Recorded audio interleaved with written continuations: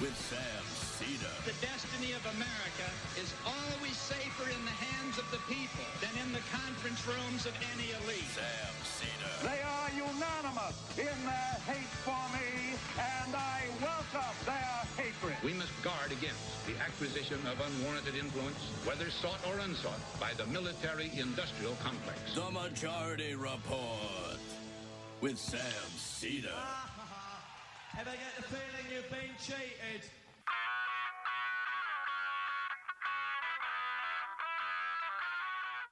It is Monday, November 23rd, 2020. My name is Sam Seder. This is the 5-time award-winning Majority Report.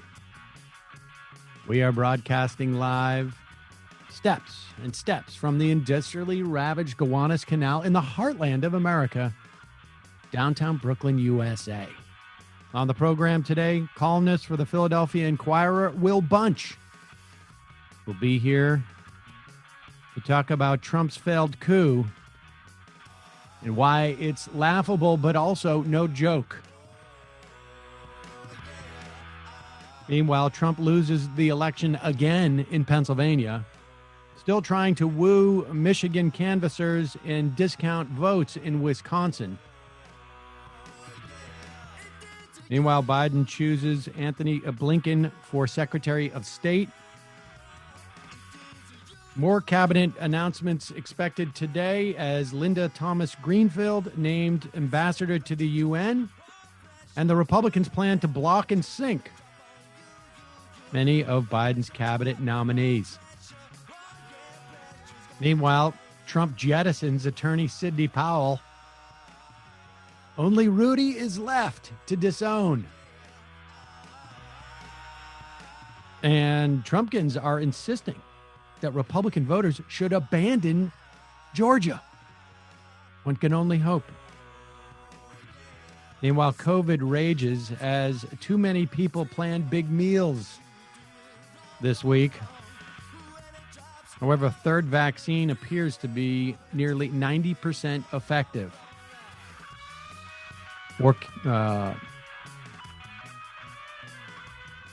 Biden and Democrats are hoping for a lame duck stimulus deal while Mnuchin tanks the Fed's program. Don Jr. has COVID. Kelly Loeffler might. And lastly, we may be 3 weeks away from a government shutdown. Yes, all this and more on today's Majority Report. Welcome, ladies and gentlemen. Thanks for joining us. I am joined here by Emma Vigeland. Hello, Emma. How are you? I'm good, Sam. How are you? I'm Got my doing well. earpiece figured out, which is always a challenge for me these days. Well, that's good. There's a lot of things that are challenging in this era.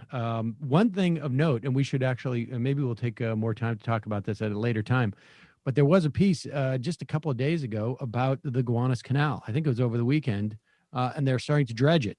So they do think it's going to take about 10 years. So there is a clock on the intro of the show. It's possible, but within 10 years from now, the Gowanus Canal will be no longer industrially ravaged. So I highly doubt that that's going to happen. I'm sure it will return to its natural state of being in no time, Sam. So yeah. So you're saying that we have it's a loose clock. It's a soft break. Soft break in 10 years. Right. All right. Well, that's good to hear. Folks, thanks for joining us today. We are going to have a shortened week this week. We will be doing shows until Wednesday, and then we will be taking Thanksgiving Day off. Also on Friday, we will be taking off. You can go back and you can check our shows in a myriad of ways, but one of them is also on the Peacock app. You just got to search for the Majority Report on the Peacock app, or you search for The Choice, which is the name of the channel on the app. You can see the show in, I don't know what the, as part of their broadcast stream, I guess. I don't know what the word is for that. Stream works. The stream at 5 p.m. and 10 p.m. every night. And then you can watch in between a couple of episodes of Mehdi Hassan's and Zerlina Maxwell's shows. Or you can also find like the last 3 or 4 days of shows on demand. So you could search for the show. You could search for the Choice channel and check that out. And please do. You can watch us there. We have graphics that are a little bit of an upgrade. I'm not gonna malign our graphics, but don't worry about it. Let's get into this story about we're going to be talking about sort of the broad strokes of the coup, and in some respects too. Will Bunch is from Philadelphia, and he pointed out that Donald Trump is America's Frank Rizzo. We will find out from Will Bunch what that means. Philadelphians will have a sense of it.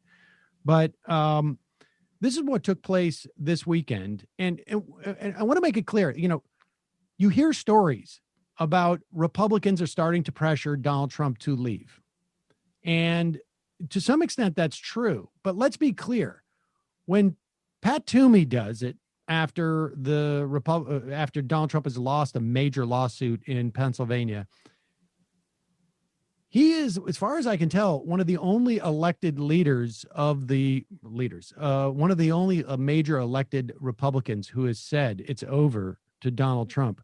He's also, not coincidentally, not running for re-election. Yeah, exactly. Right.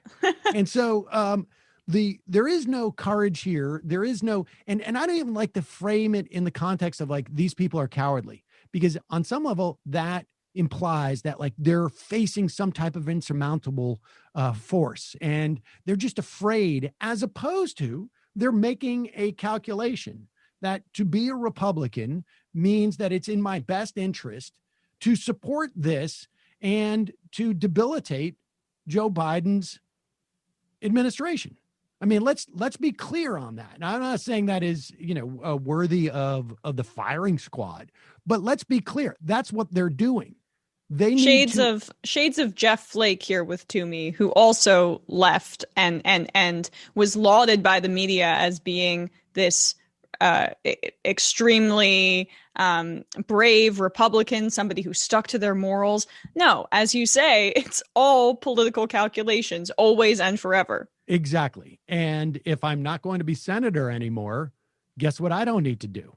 I don't need to placate my constituency and continue this farce. And I can just, it's probably going to help me in my lobbying job. Yeah, they'll make me more palatable to corporate America. And, maybe Democratic lawmakers will be more willing to see me when I knock on their doors 2.5 years from now, because I was one of the people who called out Donald Trump. But here is sort of the latest. I don't know. I mean, we're watching. I don't know. It's almost like I've seen so many kids sort of like a teen, Avenger style movies or something, which incidentally not great. Where the evil villain at the end of it, like literally pieces of their flesh start to fly off and they sort of evaporate. That's what's happening to the Trump coup, essentially. It's just small chunks of it are just flying off every day. And here's what happened on Saturday. Sidney Powell, a week ago, she was, by all rights, one of the more distinguished legal minds in the conservative movement. And here she is on Saturday on Newsmax, basically making sure that she becomes even too toxic for the Trump administration. Let me ask you about the state of Georgia. Obviously, yesterday, the governor there, he certified the election for Joe Biden. It's about 12,000 votes. And what you see, will Georgia switch? Yeah, that's a total farce. Georgia's probably going to be the first state I'm going to blow up, and Mr. Kemp and the Secretary of State need to go with it because they're in on the Dominion scam with their last-minute purchase or award of a contract to Dominion of $100 million. The State Bureau of Investigation for Georgia ought to be looking into the financial benefits received by Mr. Kemp and the Secretary of State's family about that time. And another benefit Dominion was created to award is what I would call election insurance. That's why Hugo Chavez had it created in the first place. But I also wonder where he got the technology, where it actually came from, because I think it's hammer and scorecard from the CIA. Just to clarify, you're saying that Governor Kemp, who's been a longtime ally of the president, is directly involved because of financial benefit in the conspiracy to defeat the president in Georgia? We have certainly been told that there is evidence of that, and it would warrant an investigation if anybody were actually going to do an honest investigation. What more could you tell us about that alleged conspiracy? Is the governor's involvement? I can't give you any more details on that now, but it would certainly warrant an investigation. If it had been reported to me as a law enforcement officer, I would be investigating it steadfastly. There you go. She's going to blow up Georgia. She says it. Yeah, Georgia's going to be the first state I blow up. I mean, well, first of all, she is implying is that, and she said this more explicitly I think it was in a tweet or a statement, that Kelly Loeffler should not have beaten Doug Collins. Now, I don't know what that means for Purdue. Like, I don't know if that means like I don't know what it means in terms of the runoff. I don't know that I've heard her comment directly on whether there should have been a runoff. Maybe, presumably, according to her, that runoff was also a plan by Kemp and Raffensperger. And Hugo Chavez, obviously, beyond the grave, which she keeps repeating as if this hasn't been already debunked. Like, does she think it's a Tupac situation and that Chavez is actually hiding and is truly alive, working with Dominion and Brian Kemp as some sort of satanic cabal in order to overthrow Donald Trump? I only have two answers for you. One, maybe Elvis Presley's involved. And two, there could be a ghost in the machine. I mean, that's a ghost of Hugo Chavez in the machines. But that became even a bridge too far for the White House. Or what was happening is that people are pressuring Rudy. And Rudy's like, oh, okay. I mean, this is a corporate strategy that I'm aware of, is where when you get into a job, you hire as many people as you can below you, so that inevitably when there's some type of downturn and they come to you and say, we've got to trim the fat, you're just like, okay. And you could just start slicing. And I sort of feel like that's what's going on here because shortly after that visit, I think it was on Sunday, we saw this campaign release statement.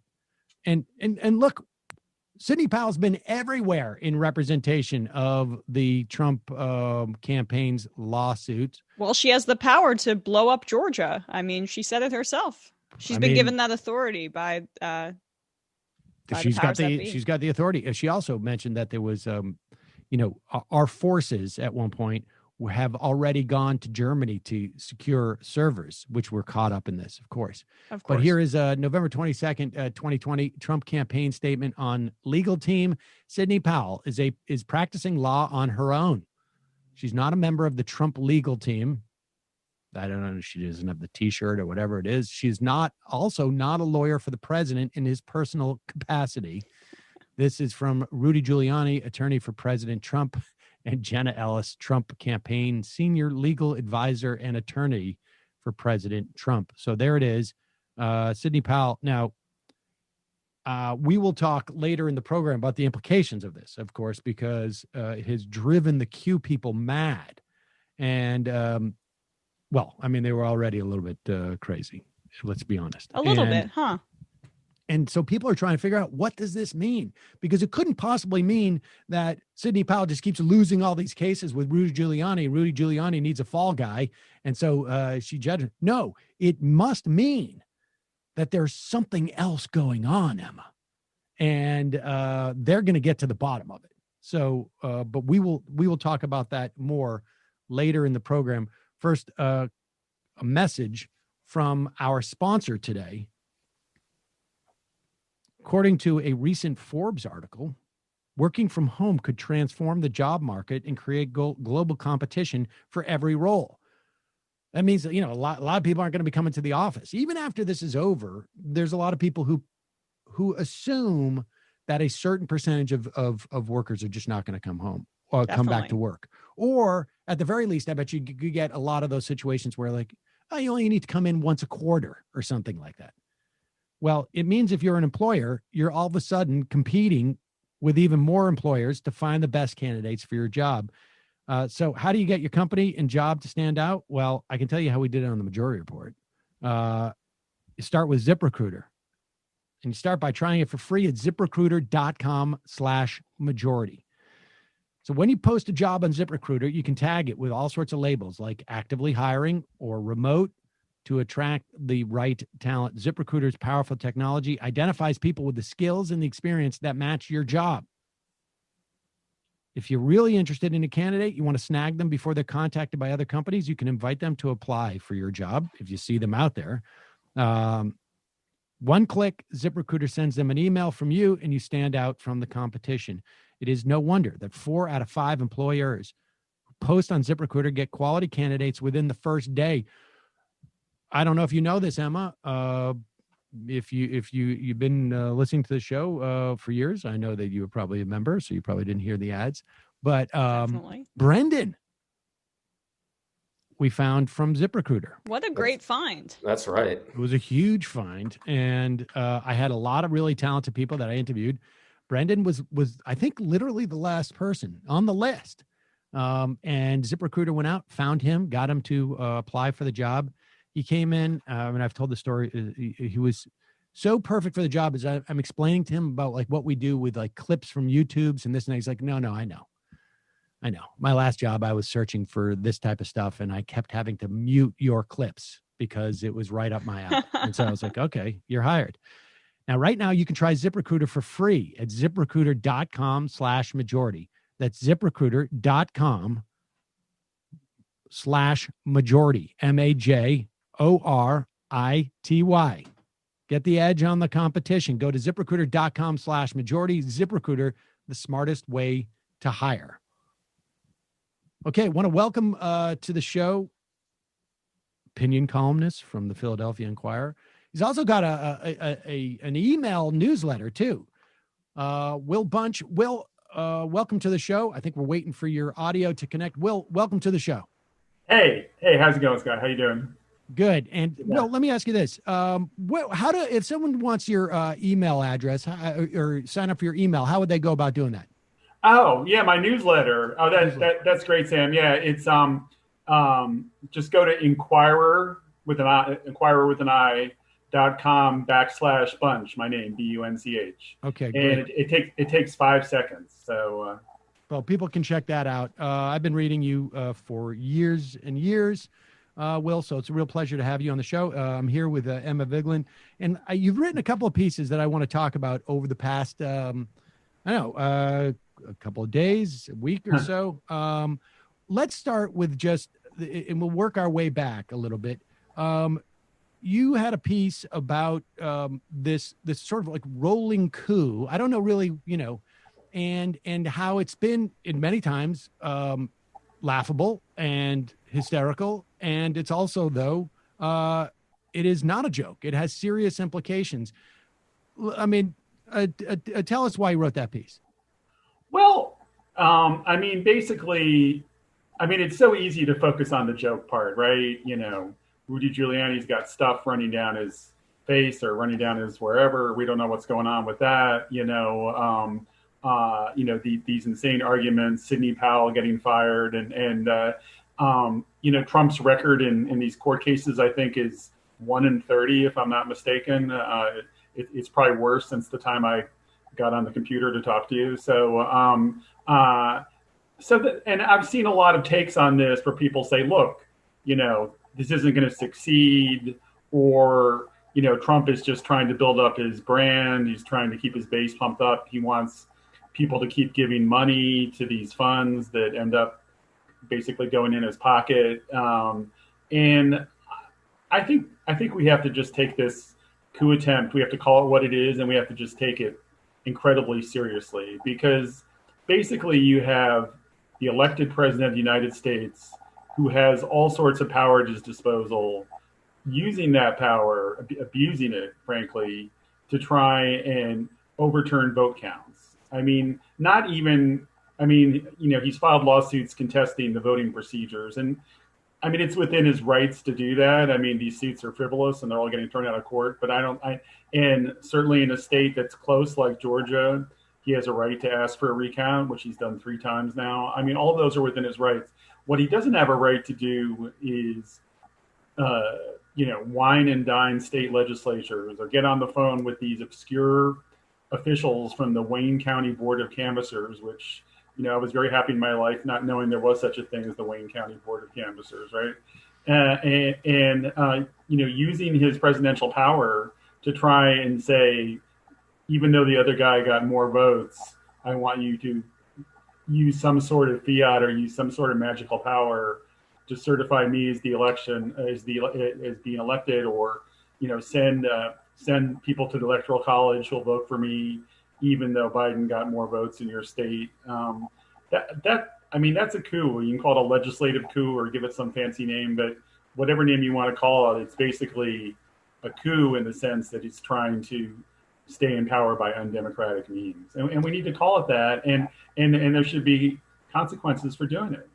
Well, I mean, he quite literally wined and dined them. He gave Michigan state legislatures Dom Perignon, and which is, I think, between $500 and $700 a bottle or something like that. I mean, if we saw a leader of another country in what the West likes to call third world, or it's slightly offensive, but if we saw a leader in another country do something like that, we would bemoan how undemocratic and how awful it is. And yet I feel like we're not looking at what's happening right now with the seriousness that we would if this was happening in another country. Right. I mean, there are clearly, there's a strong potential that criminal statutes are being violated here. What you just talked about, these legislators getting flown to Trump's hotel and getting $500 bottles of champagne certainly could be construed as bribery, or extortion. One thing I read that Dana Nessel, the Attorney General of Michigan, is actually looking at some of these things. For example, when these 2 Republicans on the Wayne County Board of Canvassers filed an affidavit to not certify the votes after getting pressure from Trump, were they committing perjury? So, and I would argue I think there's a broad theory of election tampering here. I mean, let's talk for 1 second about Lindsey Graham. I mean, who's a senator from South Carolina, getting on the phone and calling up the Secretary of State in another state, Georgia, and asking him to count the votes in such a way that basically votes that have been ruled legal everywhere else wouldn't be counted. It seems to me that's a form of election tampering. Now, I do think probably under the current, I'm not a lawyer, but my hunch is that under current laws, that would be a difficult case to prove in court. Probably most prosecutors wouldn't bring it. But one of the arguments I made in my column is maybe we should strengthen the laws then, because it is election tampering. And, before we get to the sort of the legalistic aspects of it, because I think, this is such a gray area in terms of what constitutes a coup. Like, we have situations where, we have people in this country said that, we saw a coup in Bolivia because there was the extension of terms was sort of illegitimate because the court was stacked. And I mean, that things technically went through a legalistic process, but people who want to see a coup there or see something untoward say, well, that was because the Supreme Court was manipulated or something to that effect. I mean, my point being that do we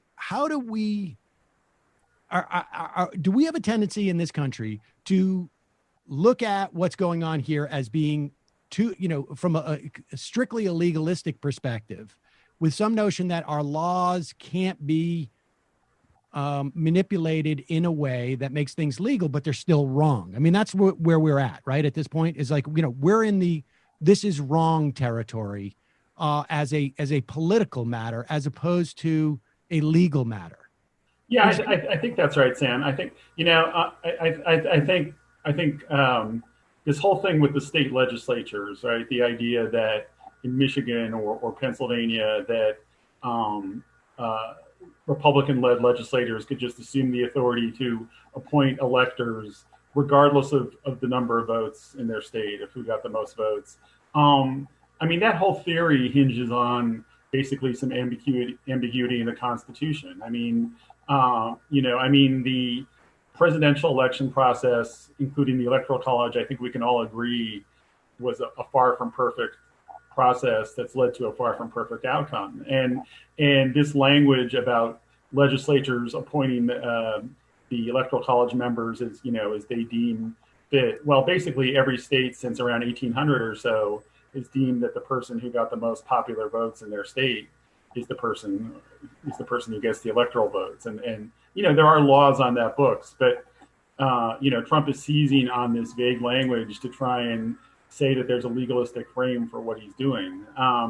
When clearly it's just wrong. I mean, we all know it's wrong. We all know that if Biden got 150,000 more votes in Michigan, sending electors to Washington or to the Electoral College voting for Trump is wrong. I mean, whether it's legal or not. So one of the things that strikes me is that, and I think it's hard to prove this, but I think if things were closer, people would be taking this more seriously in some ways, right? I mean, in a whole host of things that would have to be closer. But one thing that has been fairly consistent is, Pat Toomey has come out and said, hey, now after this Pennsylvania case, Joe Biden's really is the president of the United States. Well, Pat Toomey's not going to be here in 2 years. The rest of the Republican lawmakers in the Senate, maybe there's one or two that have, dissented or vaguely, but in the House, the RNC, they have all been, I would say, fairly, if not totally supportive of the president going after this. At what point do we as a society hold to account the enablers of Donald Trump in this situation, and B, who's responsible for first doing that? Right. I understand, you're writing a column about it, but where is the opposition party that should be, sort of like shining a light on the enablers of Donald Trump? Right, which is why I just gave a shout out to Dana Nessel, the Michigan AG, because I think she is a good example of somebody who's doing her job and doing what she should be doing. Absolutely, the Democrats could be more forceful. The Democrats in Congress don't have to sit there and watch this. I mean, they have certain powers. I mean, as I pointed out in my column, and you can make the case it's ridiculous. I know there's only 2 months left in his presidency, but theoretically, if this thing gets further, right, the House could impeach Trump again, and maybe some of these Republicans who claim, like Pat Toomey, who claim they're fed up with what Trump's up to these days, could maybe go along with an abuse of power impeachment. And the reason for doing that would be impeachment. Impeachment usually contains language, or it's believed that if somebody's impeached, they can't hold or run for that office again. And right. So, an impeachment of Trump, because he's clearly abusing his power, and an impeachment would mean, not only would it end these shenanigans for 2020 and 2021, but it would mean that he couldn't run for the presidency in 2024. I don't know what Congress has on the table for this. I mean, they're just kind of sitting back and hoping it goes away. You're right. The silence that equals complicity has just been astounding. I mean, we had one Republican senator who's actually up for re-election in 2022 come out this morning, Rob Portman, and good for him. Let's give credit where it's due, but that's one. And, there's 190 Republicans in the House of Representatives, and almost nobody is signed on to this. And obviously, not to go too deep into the weeds, but gerrymandering gives these people safe seats, and right, and the safety I know you've talked about this on your show, but it gives people the safety to indulge in these conspiracy theories and these fantasies of a Trump landslide. And get away with it because their districts are almost impossible to lose. What is going, though, and you mentioned it briefly, is the National Republican Party. They last Thursday or Friday tweeted a clip of this now fired Sidney Powell, the Trump attorney, saying that Trump won in a landslide, and we're going to prove that he got the most votes from the people who believe in freedom. I mean, it's insane and it's outrageous. And the National Republican Party is tweeting this. I mean, we sell this whole idea of American exceptionalism on the fact that we have a two-party system, and if one of the two parties is that far off the rails, is it really a democracy anymore? Well, she wasn't in any way affiliated with any of this, Will. She was just she was just one of the most fortunate attorneys in the country to be holding a press conference simultaneously as there is another press conference by all of Trump's lawyers there, and they just decided to combine them each time. That's right. Boy, was she in the wrong place at the wrong time, right? Yes, or in the right place at the right time. I mean, for somebody who apparently has no client. Let me ask you about this. You cited in your piece in the Inquirer an essay by Indi Samarajiva, who lives in Sri Lanka, and the title of the piece was "I Lived Through a Stupid Coup. America is Having One Now," and he basically argues that we've already lost. I mean, to the extent that and explain that concept. Well, I mean, it's just the kind of weakening of faith and weakening of belief in democracy. I mean, he also in the piece, he talks specifically about his experiences in Sri Lanka, which, as he writes in the piece, had kind of a ridiculous coup where legislators were throwing hot pepper, I think, in the eyes of their opponents and on the legislative floor. And anyway, people took to the streets and they, tamped down this coup, and it was a great victory for democracy. Except, as he points out in the piece, a couple of things which I think are legitimate concerns for the United States. One is that it was very hard for the legitimate government in Sri Lanka to govern after that they've been weakened because of a loss of authority and a loss of faith, et cetera. And the other thing is about 3 or 4 months after this failed coup, they had horrific violence in that country. They had a series of Easter Sunday morning attacks in places of worship and hotels, and I believe 249 or 269 people were killed in this violence. And so it's just a reminder of that we can't just look at this coup attempt by Trump and look at it in terms of, is he going to stay in office or not? Because I think most of us think it's pretty certain that he's not going to stay in office 1 second past noon on January 20th. But the real questions are, what has it done to our faith in the system going forward? What type of violent revenge plots is it spawning on that side of the divide? I mean, those are all real concerns, and the longer it goes on, the more serious the effects of this. I think a day or two after the race was called for Joe Biden, I think it was really only a small number of rank and file Republicans would say that the election was stolen or unfair. But after 2 weeks of this, the latest polls have shown, I've seen a couple polls anywhere from 50 to as high as 70% of Republicans now think either the election was either not fair, or I think it's 70% think the election wasn't fair. And you can find maybe 50% who think that Trump actually won the election. And that's the environment that we're going to be trying to go forward against the coronavirus, against the recession, against climate change. I mean, there's sort of like it feels to me like there's two sets of parallel problems with that. One is articulated by the fact that if Mitch McConnell could deny Barack Obama a Supreme Court justice by just basically saying we're not the process, we're just not engaging in that. We're just not going to even engage in the process. We're not even going to pretend to have a hearing and to reject them. We're just not going to engage in the process. I imagine they're going to do all of that with the cabinet secretaries. There will be one or two that they pass. I have a feeling like on health and national security, maybe they'll let a couple of those officials go by, but they'll shut everything else down. And there will be, to the extent that there was any concern about what he did with Garland, I think there's going to be even less concern in this instance, right? Because you're going to have the majority of the Republican Party who are going to of course, Joe Biden didn't even win the election, so why should he get a chance to have a cabinet? And then there's this sort of like a broader, and so the workings of our government are going to suffer. And then there's like a second order problem that like, well, the workings of our government, like there's the process that is going to suffer. And then there's going to be where the rubber meets the road, where our government can't effectively deal with what's going on here, with already this sort of notion of like, we couldn't even hold an election that was not controversial. Where does that leave us with sort of like both, one is more of like a problem for sort of, I guess, more high information voters or insiders or, savvy people. And the other one is just sort of like your average person on the street who's just like, this is useless.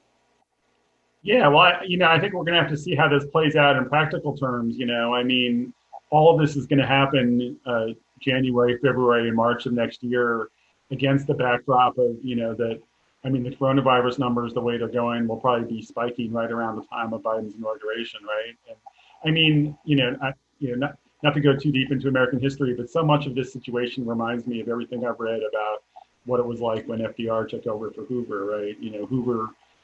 Hoover basically refused to help FDR in any way get his programs going before the inauguration, which you may remember back then was March 4th. So they had to wait this interminable 4.5 months for FDR to become president.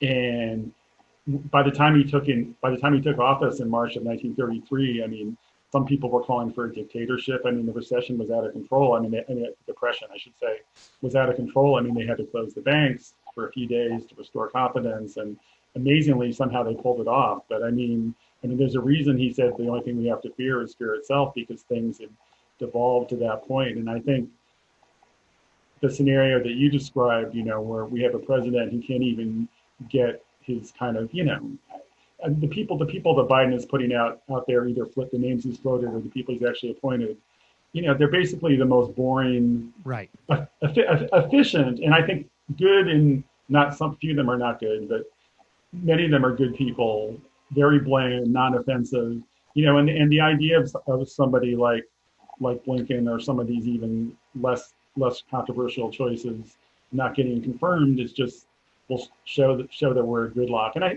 think so many people have lost so much faith in the system, or so it seems. I guess the countervailing argument to that is the 155 million people or so many who voted on election day. That's good, but if people see that nothing's changed by the spring, it's a recipe for mass disillusionment, and I don't know what that leads to, but probably something not good. I want to just turn to your piece about Frank Rizzo, because tell us who Frank Rizzo was and why you think that Trump has become all of America's Frank Rizzo. Well, Frank Rizzo was kind of the original law and order guy. He unlike Trump, he actually was a cop, a lifelong police officer who rose through the ranks, partly in Philadelphia. Partly by getting tough on African-American rioters during a big uprising in 1964 in Philadelphia. That really boosted his profile as a guy who got tough. There's a famous picture of him showing up at a riot type situation, coming from a dinner, a black tie dinner, and he's got a nightstick in his cummerbund of his tuxedo. And that picture kind of sums up the image that Frank Rizzo gave. And then so he became the police commissioner in the 60s, and then in 1971 he ran for mayor of the city, and super popular with working class, white, ethnic, Italian American like himself, and also Irish American voters, Catholic voters, did very well in those communities, other white ethnic groups, and served 2 terms as the mayor, was generally despised by the black community in Philadelphia. Lots of incidents of police brutality while he was the mayor. And Trump's been compared to Rizzo before because obviously they're appealing to the same base. Rizzo was also very politically incorrect. He said if he would treat his enemies, in treating his enemies, that he would make Attila the Hun look like a gay slur was what he used. But so the kind of the original politically incorrect politician. So Trump really took on that style. I mean, the reason I wrote the column is what dawned on me is Trump is presumably, hopefully leaving office, is that Rizzo, after he became mayor, never gave up trying to get back. He actually tried to change the city charter because there was a 2-term limit. He tried to get that changed so he could stay in power.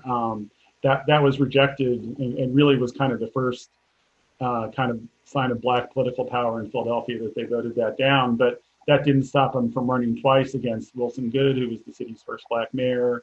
He even switched parties from Democrat to Republican in an effort to stay in power. And he used the media as his megaphone. He became a very popular radio host in Philadelphia, and he used that to stay in touch with his base. And he really never stopped being the kind of unofficial, bona fide king of the white ethnic community in Philadelphia, even though he was no longer mayor.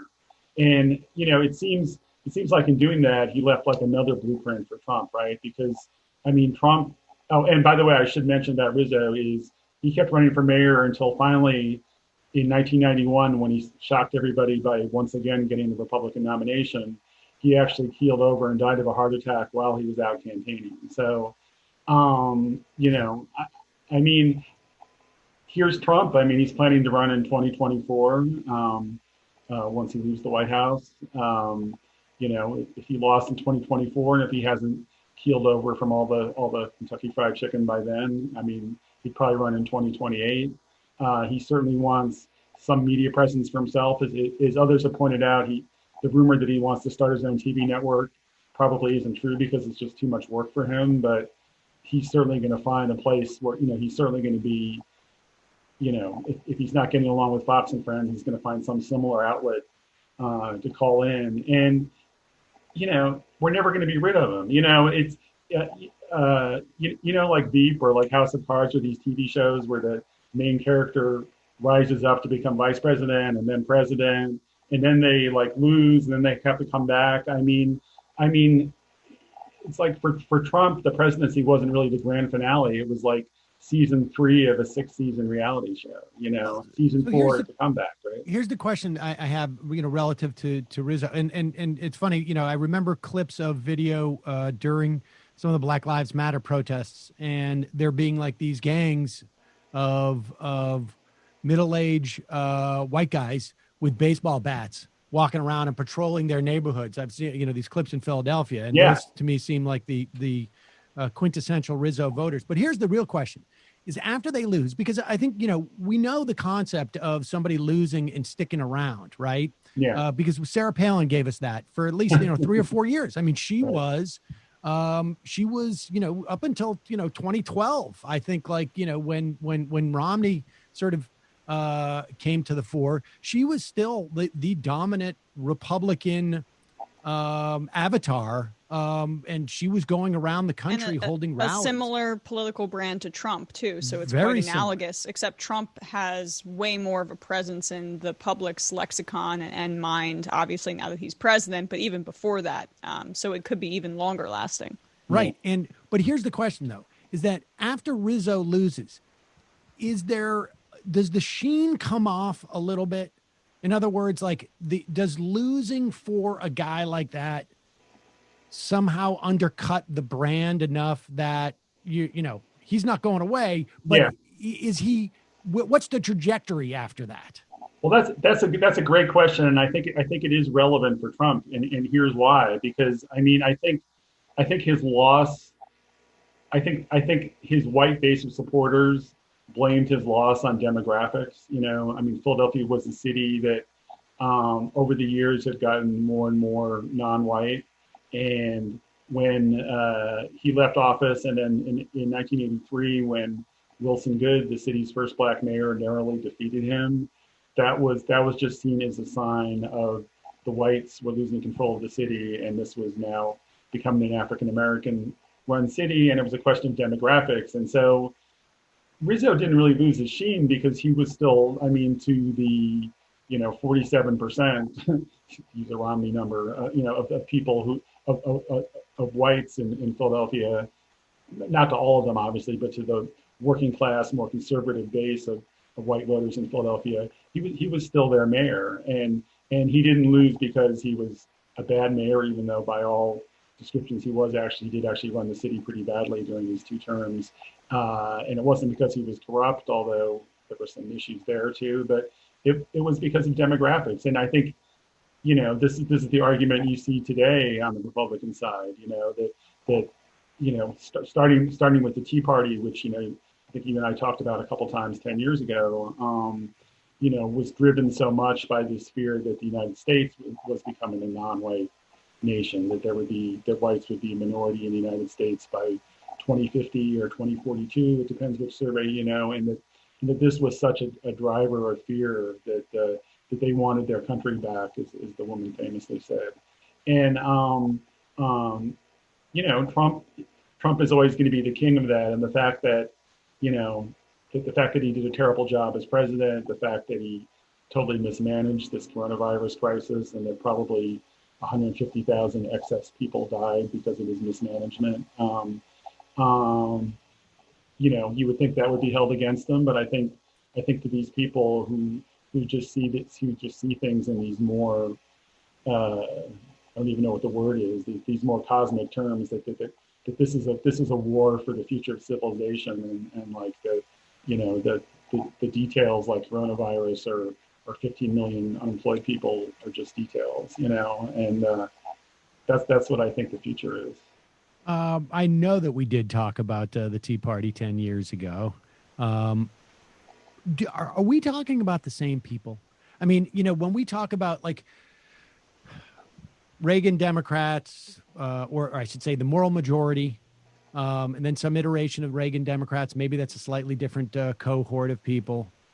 But are we talking about, have we been talking about the same people, but just putting different labels on them because their branding is different? I mean, are there Tea Party people who are like, you know what?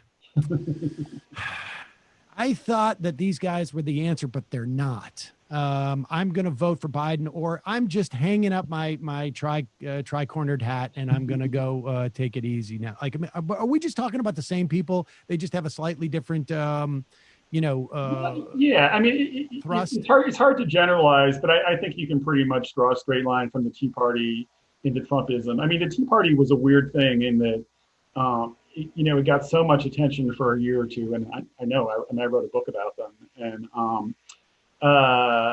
and then right around 2012, actually, coincidentally or not, it was right after the Gabby Giffords shooting when I think Fox News right after that decided to cut off Glenn Beck and cut off some of the oxygen to the Tea Party. And the big difference between Republicans and Democrats in this country is, Republicans and conservatives are just such top-down people that they really, take orders from authoritarians, whatever you want to call them at the top, and not just Trump, but like Fox News. And like, when the Tea Party decided that there wasn't, when Fox News decided there wasn't a Tea Party anymore, that basically ended the Tea Party, which is kind of crazy. But like you said, those people didn't go away. Going back, you mentioned the Reagan Democrats, and you could go further back, right, to the John Birch Society and right. and the Paranoid Style in American Life by Richard Hofstadter, which was written in 1964. And you can say these people have always been around, but I think, there's always been a kind of socially conservative white working class in this country, but I think their allegiances haven't always been the same. The people that we called Reagan Democrats were Democrats in the 60s and 70s and did vote for Lyndon Johnson. And I think, Hubert Humphrey carried Western Pennsylvania, which is kind of the home of the Reagan Democrats in the late 60s.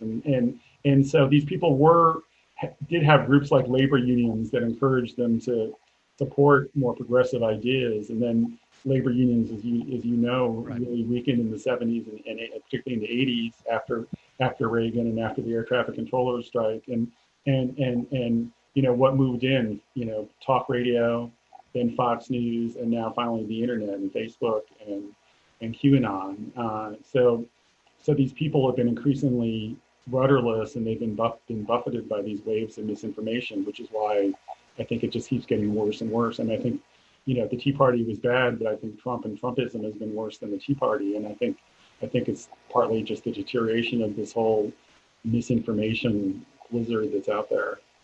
Well, all I can tell you is get working on that QAnon book, and we will revisit. Will Bunch, columnist for the Philadelphia Inquirer. We will put a link to your pieces and to your newsletter sign up at majority.fm. Thanks so much for your time today. Really appreciate it. Hey, thanks, Sam. Thanks for having me. Thanks a lot, Emma. Thanks, both of you guys. Thanks. I appreciate it. Thanks so much. All right. Going to take a quick break. Back in a moment with more.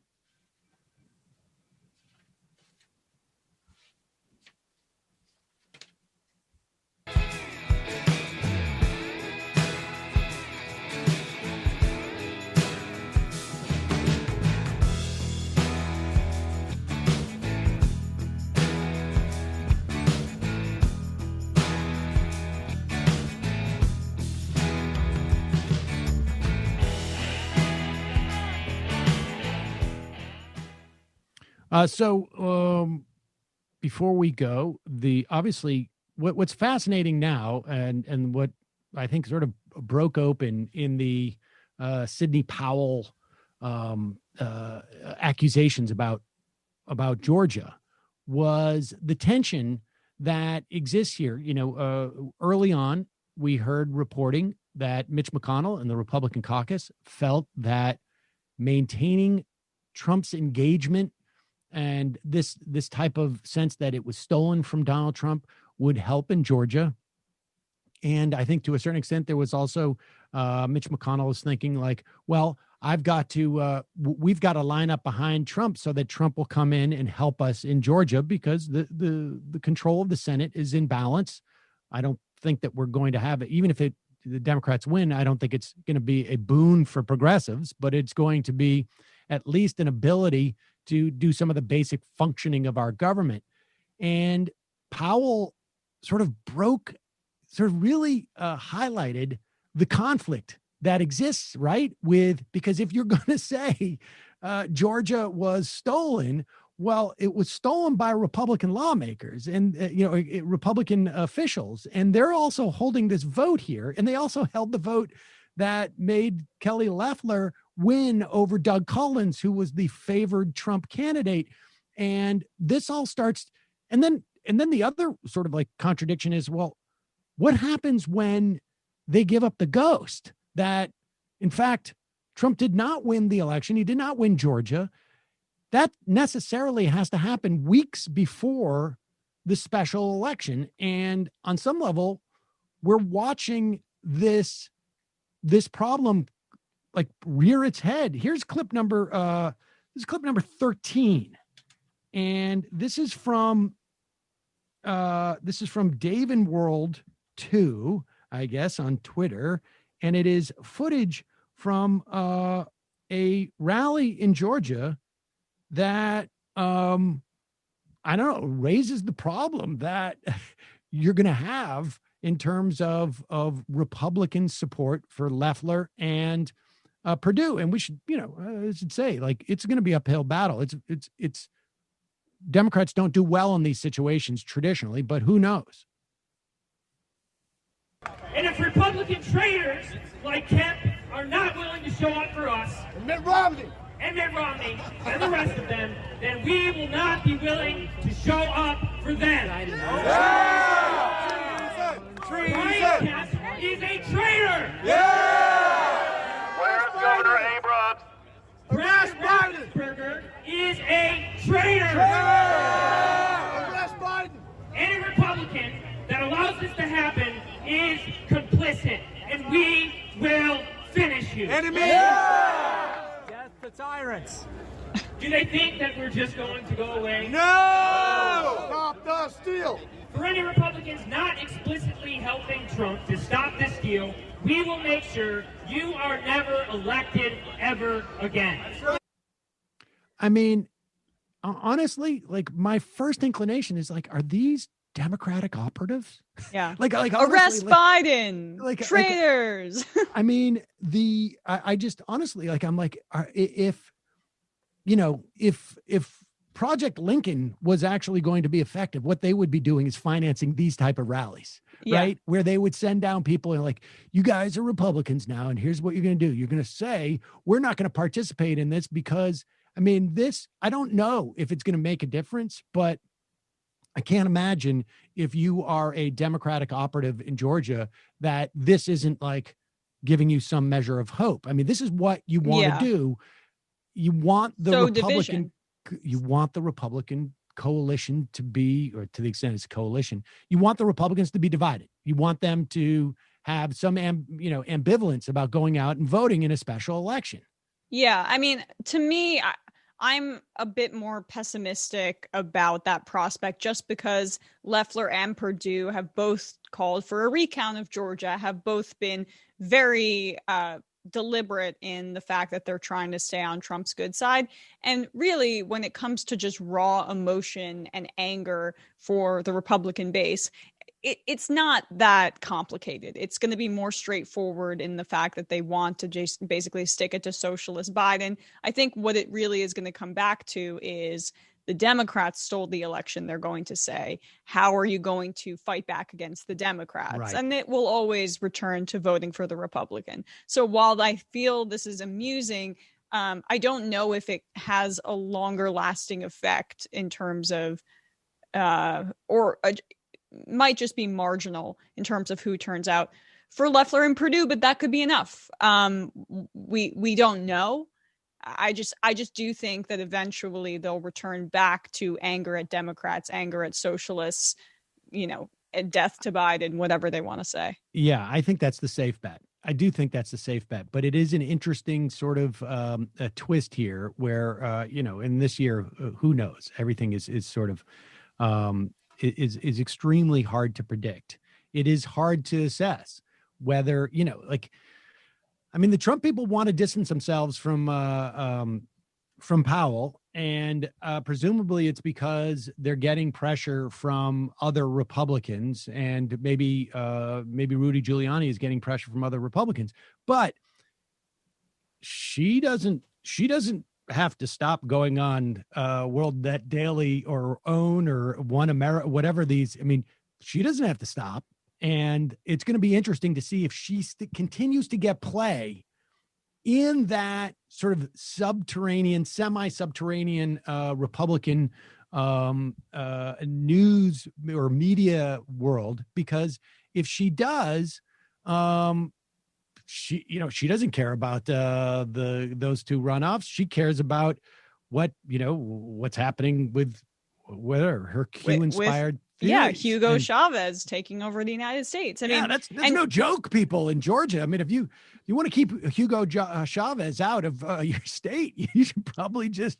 If you don't want Hugo Chavez appointed as Biden's Secretary of Labor, you better vote. You better vote so they can block this. I mean, presumably. Well, we gotta take a break here, but we will be back with more in a few, and if not, we will see you tomorrow. All right, folks, and we've said goodbye to the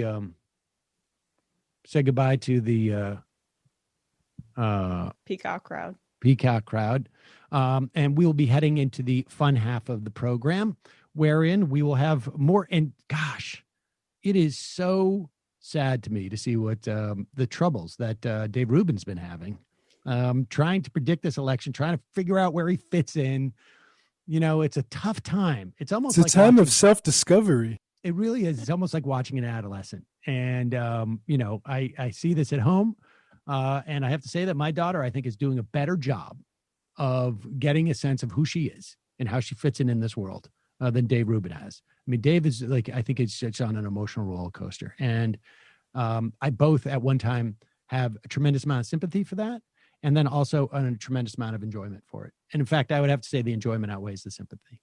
In fact, almost like to the point where the sympathy is almost impossible to actually measure because of the enjoyment that I'm getting out of it. And we will talk more about that in the fun half. Just a reminder, it is your support that makes this show possible. You can become a member at jointhemajorityreport.com.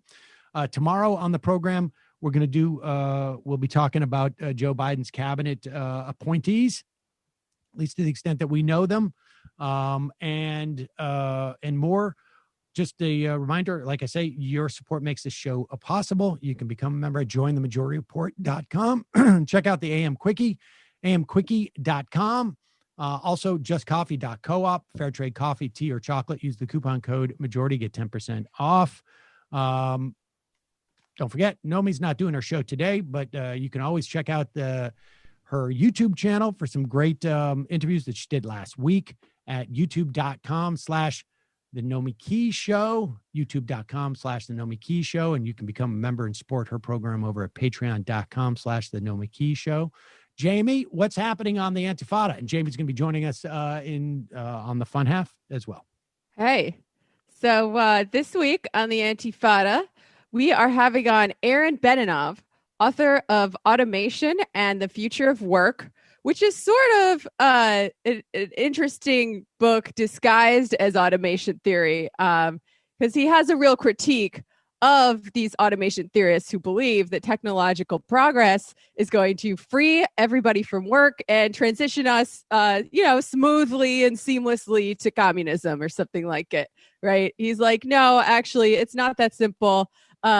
That's not the reason why the demand for labor is dropping worldwide. It's actually all of these really complicated things having to do with secular stagnation going back to the 1970s. It's the best left critique of a UBI that I've ever read. And after you get through all the complicated stuff, you are rewarded with a chapter on how we could organize the world in a way that actually makes sense. Spoiler alert, it's communism. So you guys can check that out on Wednesday. I've heard really good things about this book, actually. Wait, what's the name of the book again? Automation and the Future of Work by Aaron Beninoff. Beninoff. It sounds really good. Is that a new book? Yeah, it's very new. It just came out, and it also deals with the COVID crisis. What else has he written in the past? Oh, I'm not sure. The book is based on a couple articles in the New Left Review that were really interesting, and he was on a panel that I did at Red May with a few different people, but I didn't get to ask him all the stuff that I wanted to ask him. And, I guess COVID was already a thing then, but it's even more of a thing now. So we're going to talk about that. It still will not stop being a thing. So yeah, you can, if you're interested, listen to that on Wednesday, patreon.com/the Antifada. Matt Leck, what is happening on TMBS? A big old announcement tomorrow night on TMBS. David Griscom and I will be announcing something, so look forward to that. Also, there'll probably be some Twitch in the future, so twitch.com/literary hangover. I was slow on the take there. All right, 646-257-3920 is the number, 646-257-3920. Join us in the fun half. You can IM the show by picking up the app at majorityapp.com. See you there. RM for it. All right, folks, 646-257-3920. See you in the fun half. Are you ready?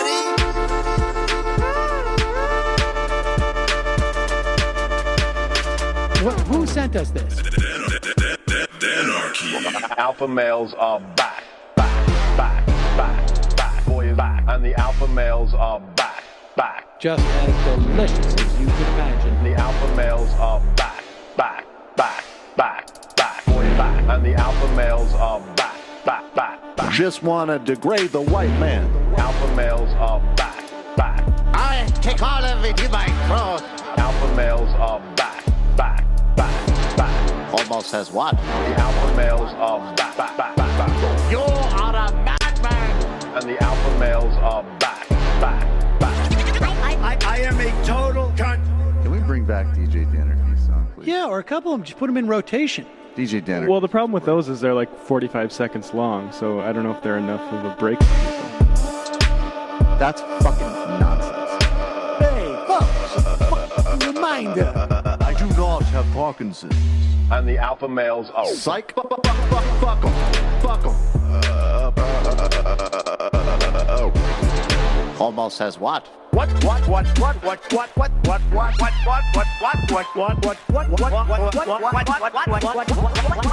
Almost has what? A hell of a lot of bank. A hell of a lot of bank. A hell of a lot of bank. Hell of a lot of bank.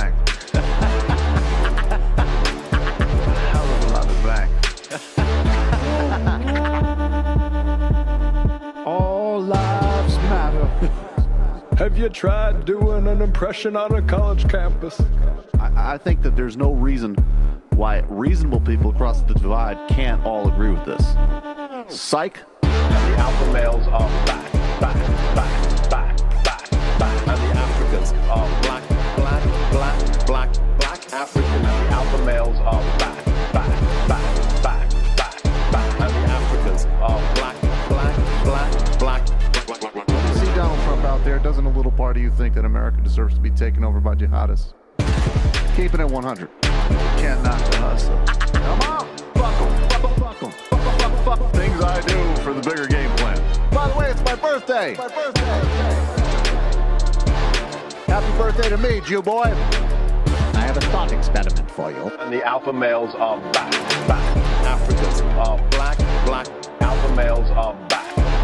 Africans are black. Come on. Come on. Someone needs to pay the price for blasphemy around here. I am a total pussy.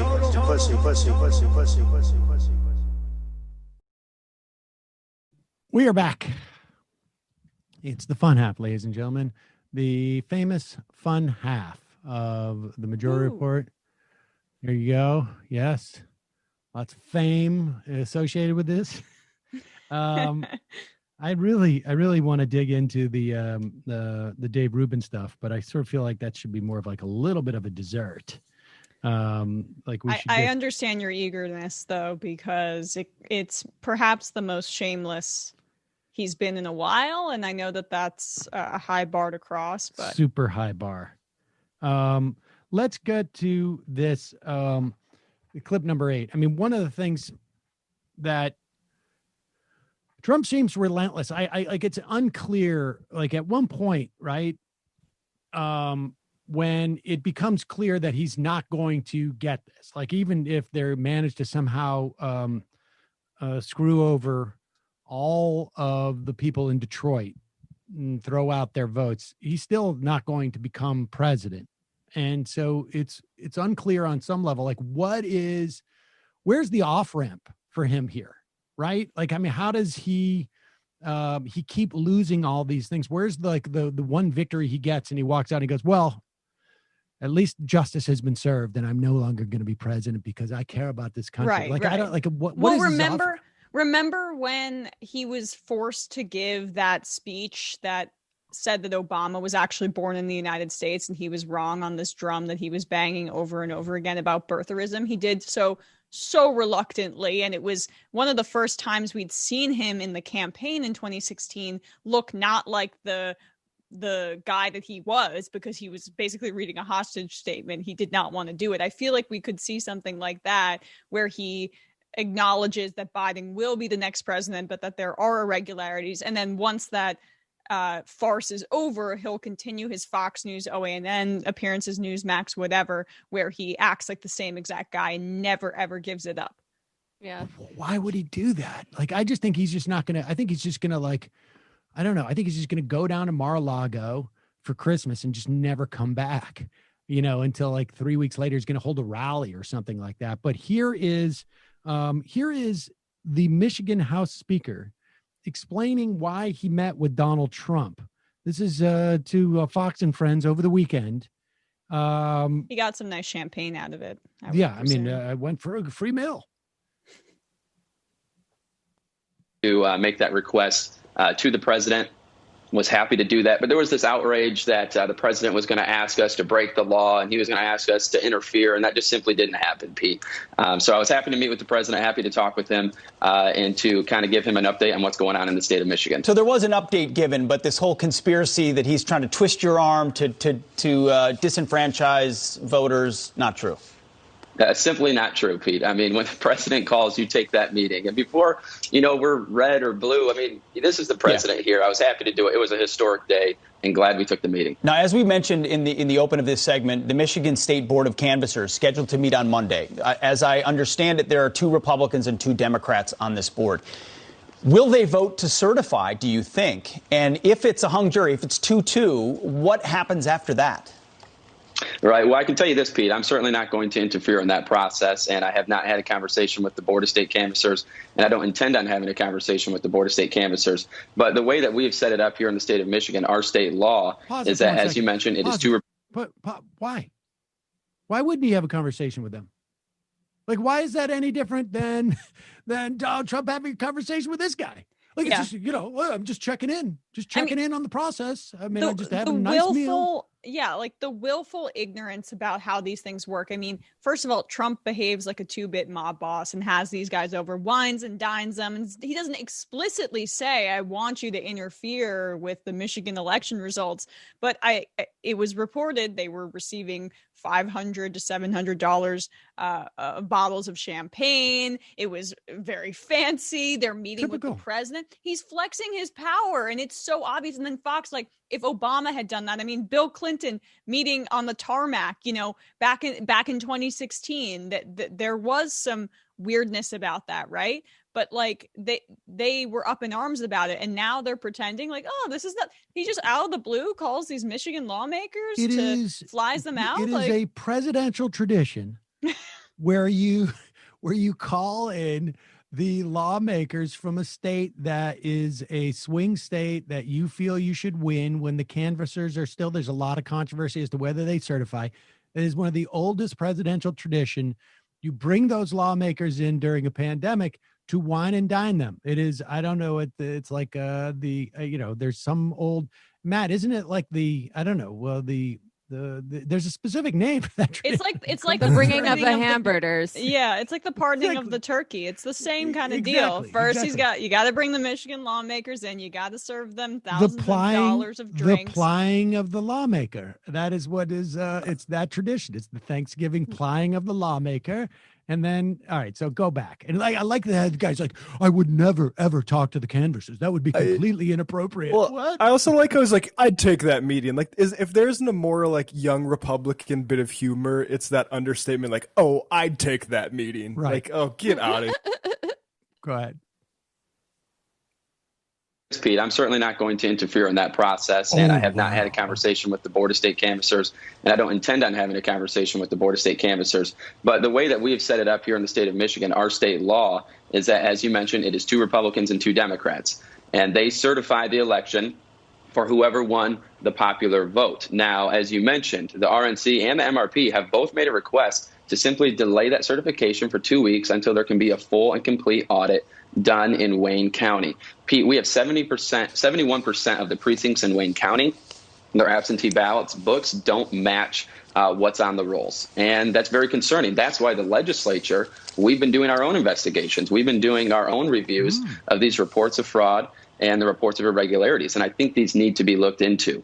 So, Pete, as you mentioned, if there were to be a 2-2 split on the State Board of Canvassers, it would then go to the Michigan Supreme Court to determine what their response would be, what their order would be. If they didn't have an order that it be certified, well, now we have a constitutional crisis in the state of Michigan that's never occurred before, because as the federal constitution says, this is left up to the state legislatures. Yeah. The state legislature decided long ago to do it this way. So if this way doesn't work, obviously now we have questions that have arisen in Michigan for the very first time in our state. Yeah, you're talking about tens of thousands of votes potentially on. No, you're not. No, you're not. It's all complete ridiculous kabuki theater. I mean, like, I know that Fox News doesn't actually pretend to be a journalistic organization. They only do that as a pretense to keep doing what they're doing. But like the fact that you wouldn't ask any follow-up questions about why just Wayne County? Why just Wayne County? Why not do if you wanted to be fair and balanced, why not do an entire state audit and look at every other area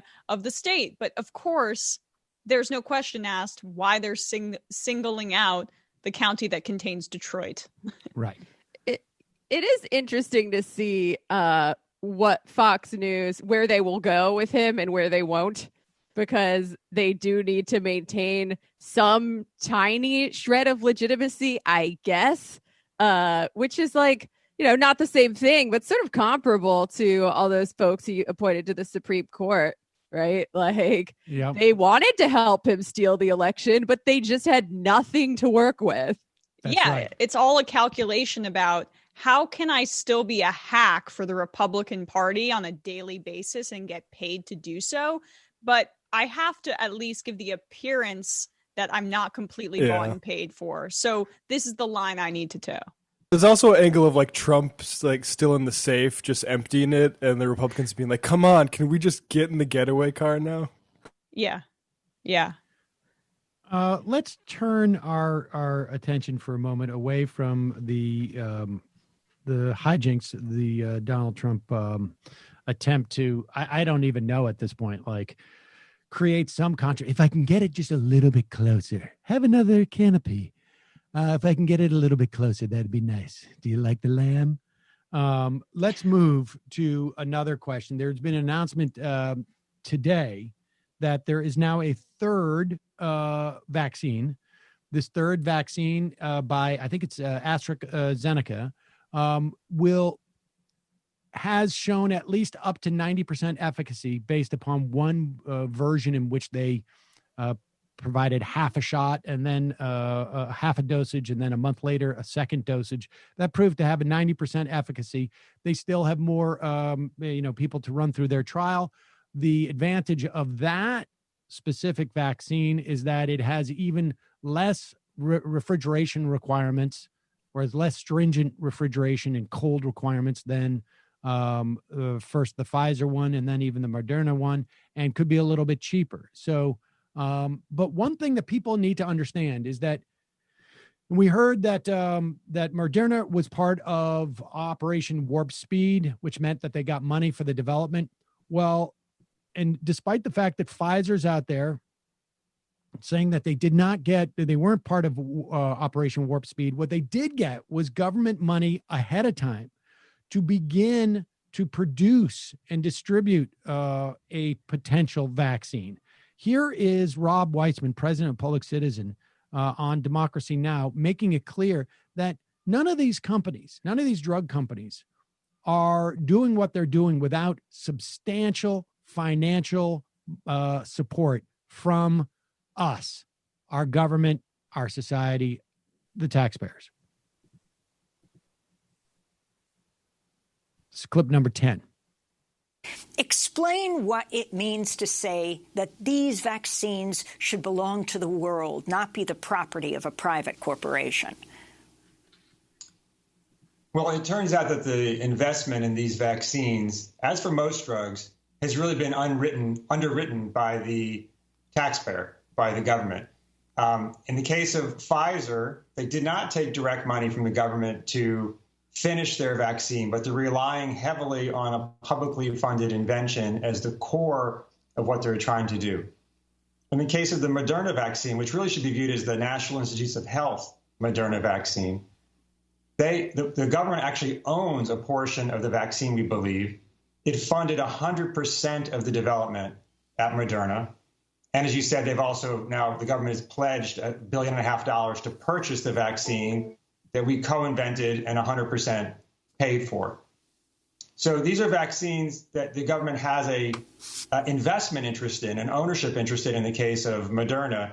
And therefore, when we think about how it's going to be procured and distributed, and most importantly, produced and supplied in the U.S., but around the world, the government's just got to say, we're going to exercise our powers.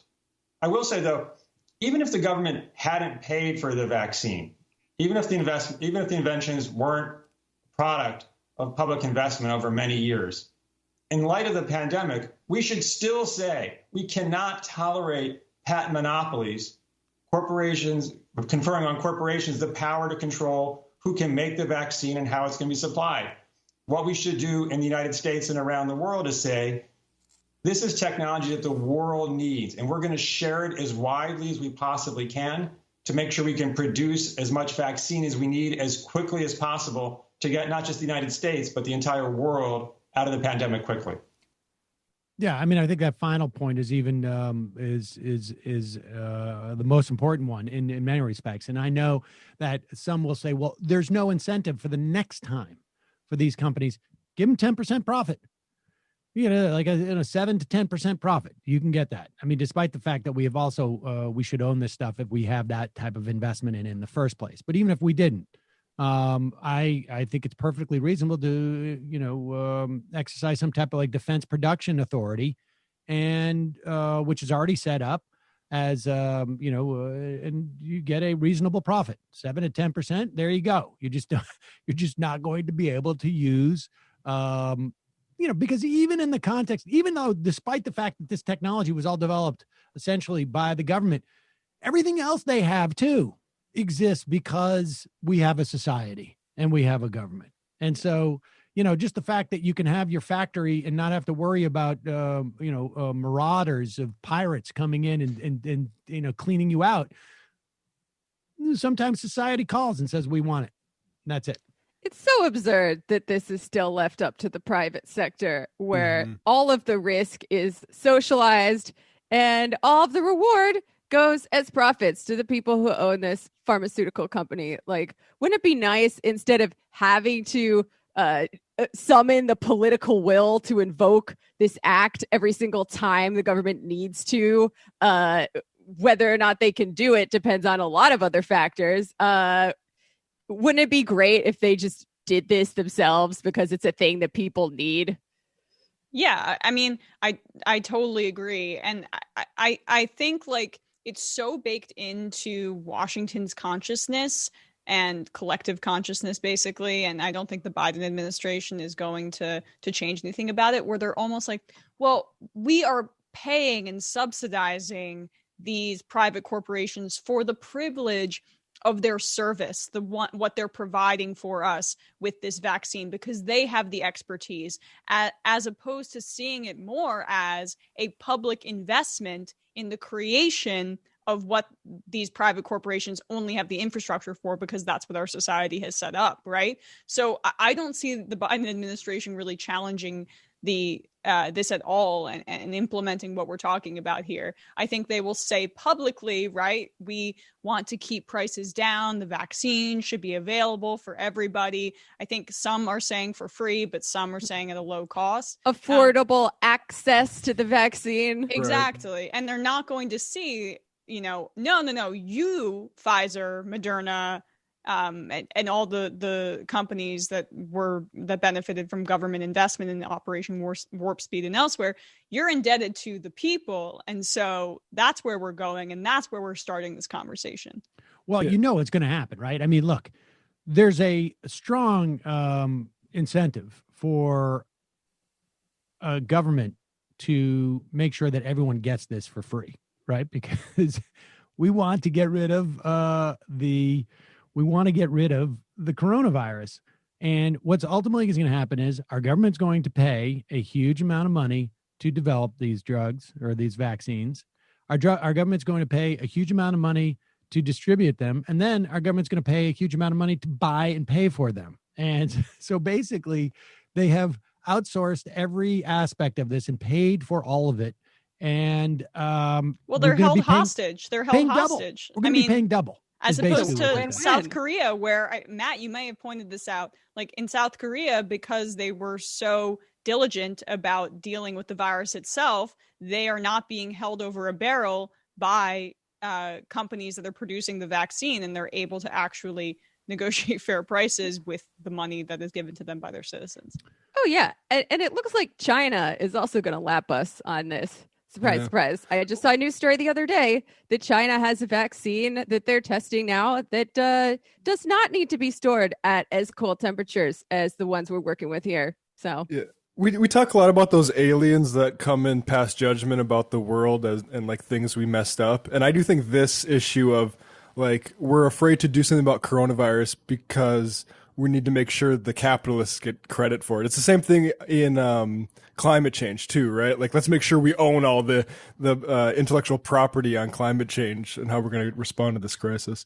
The real danger is going to be is if this vaccine helps with the common cold, right? Because then you're just going to wipe out a huge section of the over-the-counter drug business. Sudafed, you're in trouble, man. Yeah, well, they'll design it so it doesn't do that. Let's go to the phones. Calling from a 717 area code. Who's this? Where are you calling from?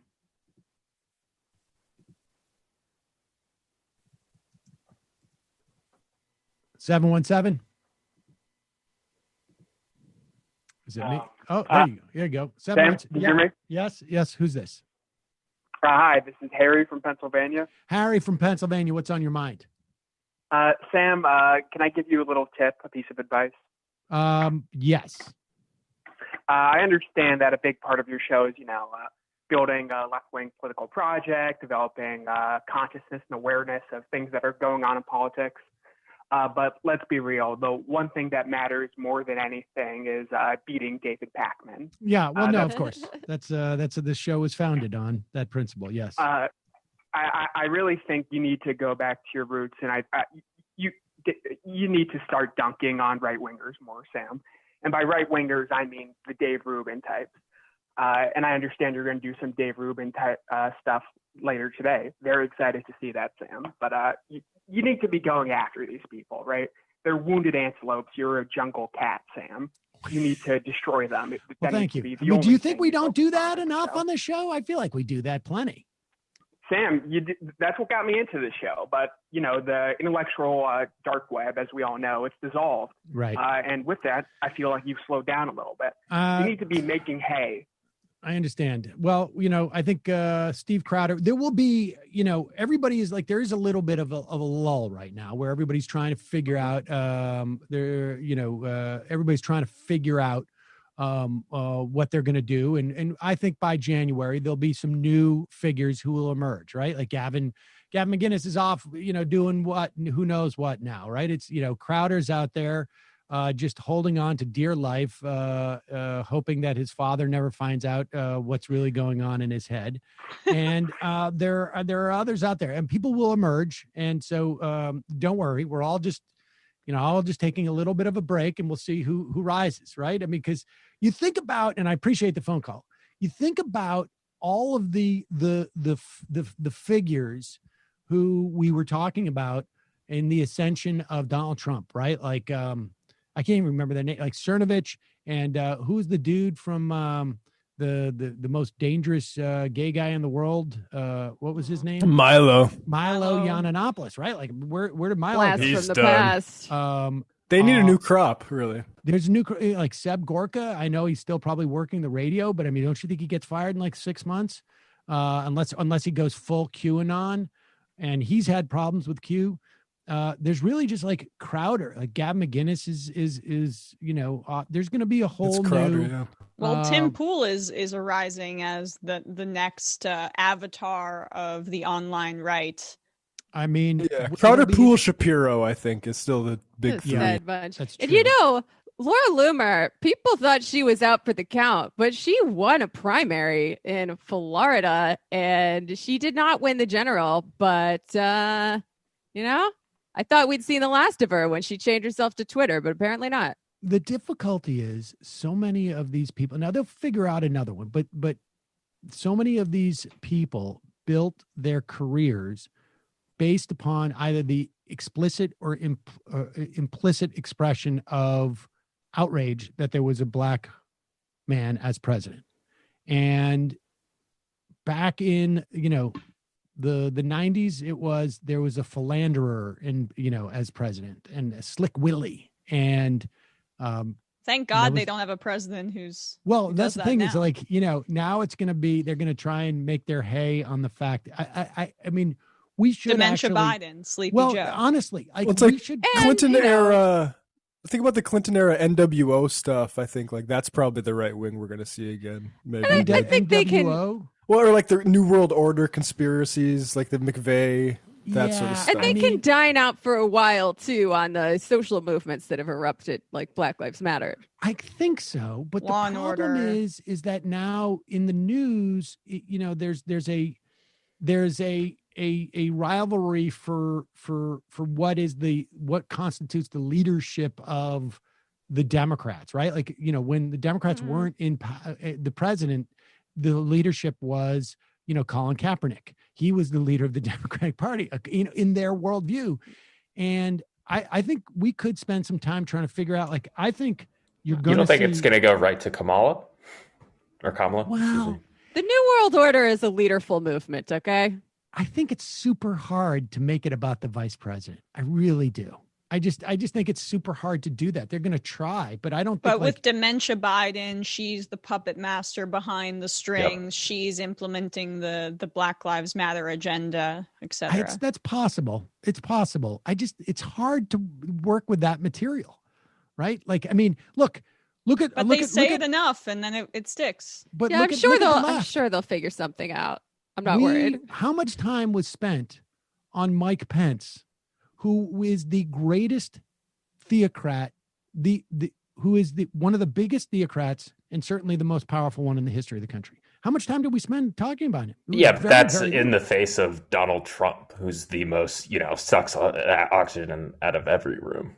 And to be fair, I have seen a decent amount of reporting about Mike Pence, specifically in reference to how he handled the AIDS crisis in Indiana when, trying to shed some light on how he's handling the COVID crisis now. Well, no doubt. I'm not saying that, he's vice president, but I mean, in terms of like a rallying cry, there were like trickles of, he's what about Cheney? Crackdown on women and Cheney was a much bigger figure. As vice president, and still harder to I think Cheney was like, when I started getting a bit more sophisticated about politics, it's like, oh yeah, I'm not focused on Bush, I'm focused on Cheney. Right. But that wasn't a popular thing by any sense. I mean, it was significantly more popular than Mike Pence. Definitely. Significantly. It's actually weird. He had power, Cheney. Sorry.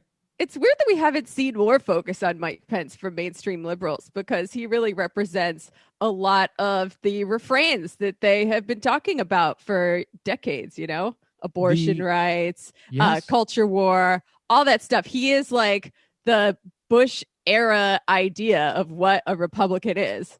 I mean, I think, frankly, he probably is the best encapsulation of what drives the Republican Party in many respects, at least a significant portion of it that was rallied behind Trump.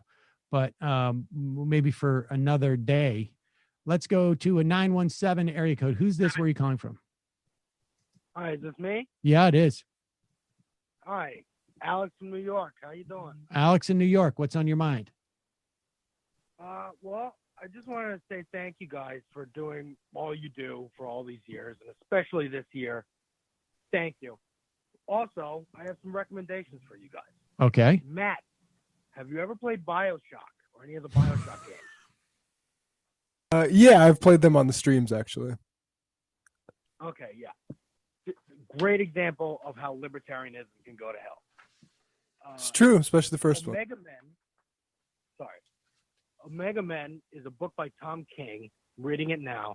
It's all Tom King was a CIA guy, and he fought in the wars, and now he's writing DC Comics. And this book is like really about his experience in the wars, and I think it's really eye-opening for people who might not be as into it, politics or the wars. Okay. It's good stuff. Golden Child by Frank Miller is literally about Batwoman and Superwoman fighting Donald Trump. That's interesting. Okay. And the last thing is I just wanted to bring up the Quaywan Charles story, because that I feel like has not been getting any attention in mainstream media, and that's the most horrific thing I've seen. Tell us. Oh, it's like Emmett Till. I think it happened in Louisiana on Halloween. This kid got abducted and, burned, and his face is destroyed. And yeah. I have not heard much about that, to be honest with you. It's horrifying that something like that could happen and just get buried among all the other things like that have happened. Yeah. It's horrific. And I want that story to get more attention. All right, we will. We'll check into it and talk about that in Louisiana. I guess it happened in. I think I don't know. All right, but it's QUAWAN. Yeah, I got it. Charles. All right. All right. Thanks so much. I appreciate the call. That sounds horrific. Let's go to some IMs. Leetron my mother, who's a former nun, told me yesterday that she's graduated to Newsmax from Fox News and that she thinks Cuomo should get shot.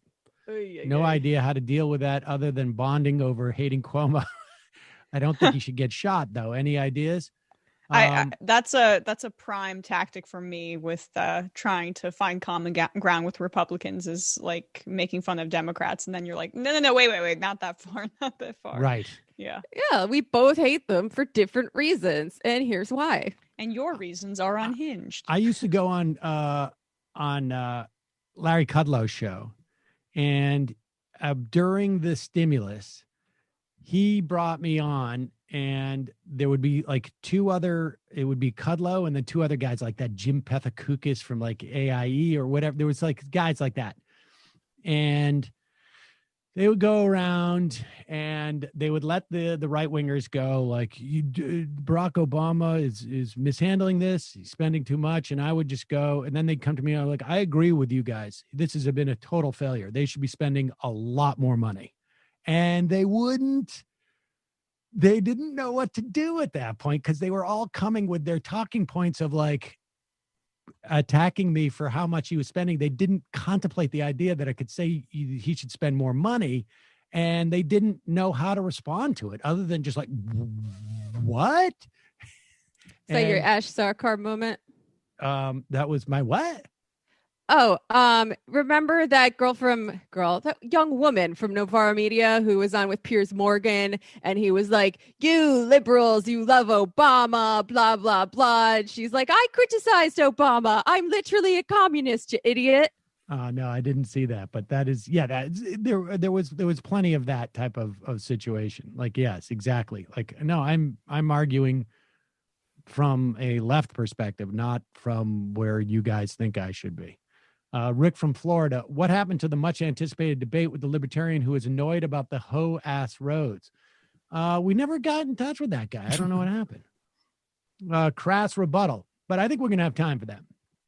I think that we're going to have a resurgence of libertarianism over the next year. I think we're going to see. Crass rebuttal. Trump can have all kinds of plans, but the reality is he's in his mid-70s, has a horrible diet, and doesn't exercise. Chances of running in 2024 are the same as him dropping dead by then. I will tell you, in a million years, like, the best thing that could happen, I think, would be if Trump, like, pretended he was going to run in 2024, because I don't think it's possible. And I think if he can prevent like somebody in the Republican Party from mounting any type of like real organization, I think that would be helpful. Well, I think that's literally the design with which he's, I think he could do that and then maybe decide not to run, and then Don Jr. try to take over that infrastructure. Right. And Don Jr. would, like, I don't think he would win because he's incompetent and really dumb, like underratedly stupid, as opposed to, I think he lacks his dad's low cunning and cleverness as well. And the way he tries to mimic his mannerisms, but it comes off so badly, with this, it's pretty pathetic to watch. Yeah.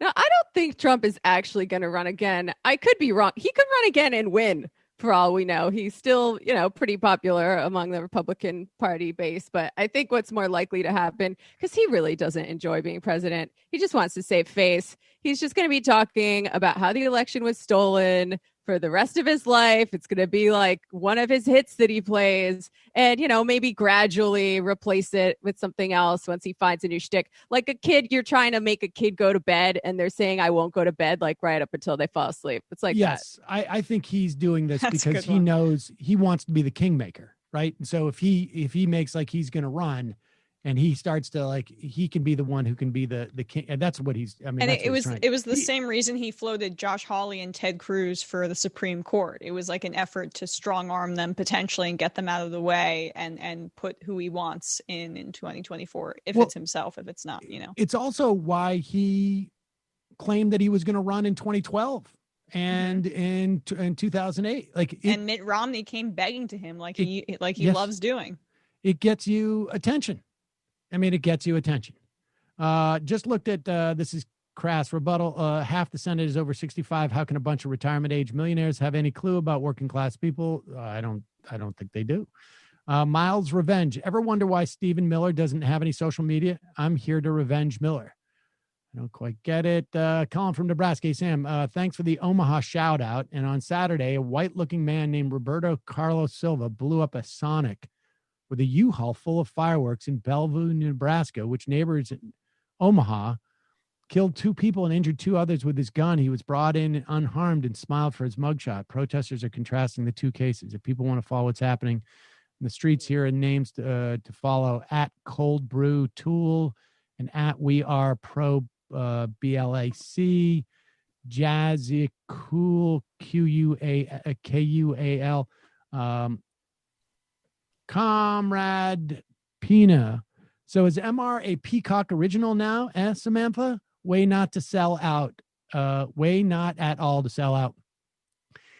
You know, I've noticed that too. And I have really, like, it just never occurred to me to say anything about it.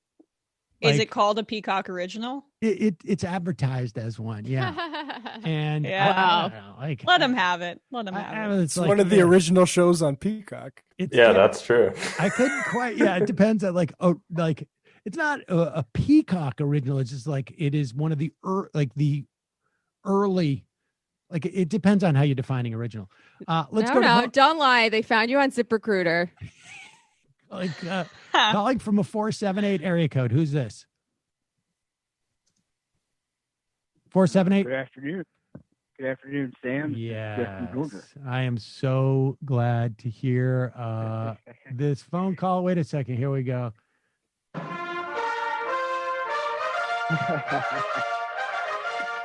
Ladies and gentlemen, it is the recovering Jeff in Georgia. Jeff, welcome to the program.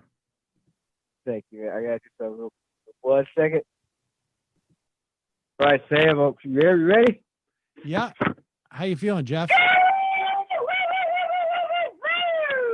Be careful, please. Please be careful. I feel good. Sam, I'm alive. Yes. I'm alive, man. Glad to hear that. Very close to not being alive. Do you want to tell it? Can you tell us what you had, or do you want to talk about that?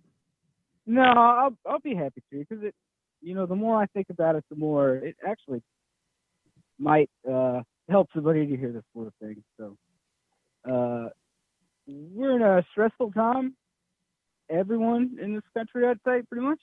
Yep. And of course, just because there's a pandemic around doesn't mean that other sources of stress in people's lives didn't go away. So you still have, relationships, jobs, bills to pay. Even before the pandemic, all this was really hard. And for myself, and I think for a lot of people, unlike what conservatives and right wingers say, it's the natural response that people to do this is not to laze around, give up, look for a handout. It's to work harder. It's to push themselves harder. It's to do everything they can to scramble to make themselves secure or whatever. And over the past few weeks, I had been, this is a little bit embarrassing, but I have been basically living on nothing but these huge giant cans of energy drinks, not eating, working every moment that I could, and just grinding and grinding and grinding.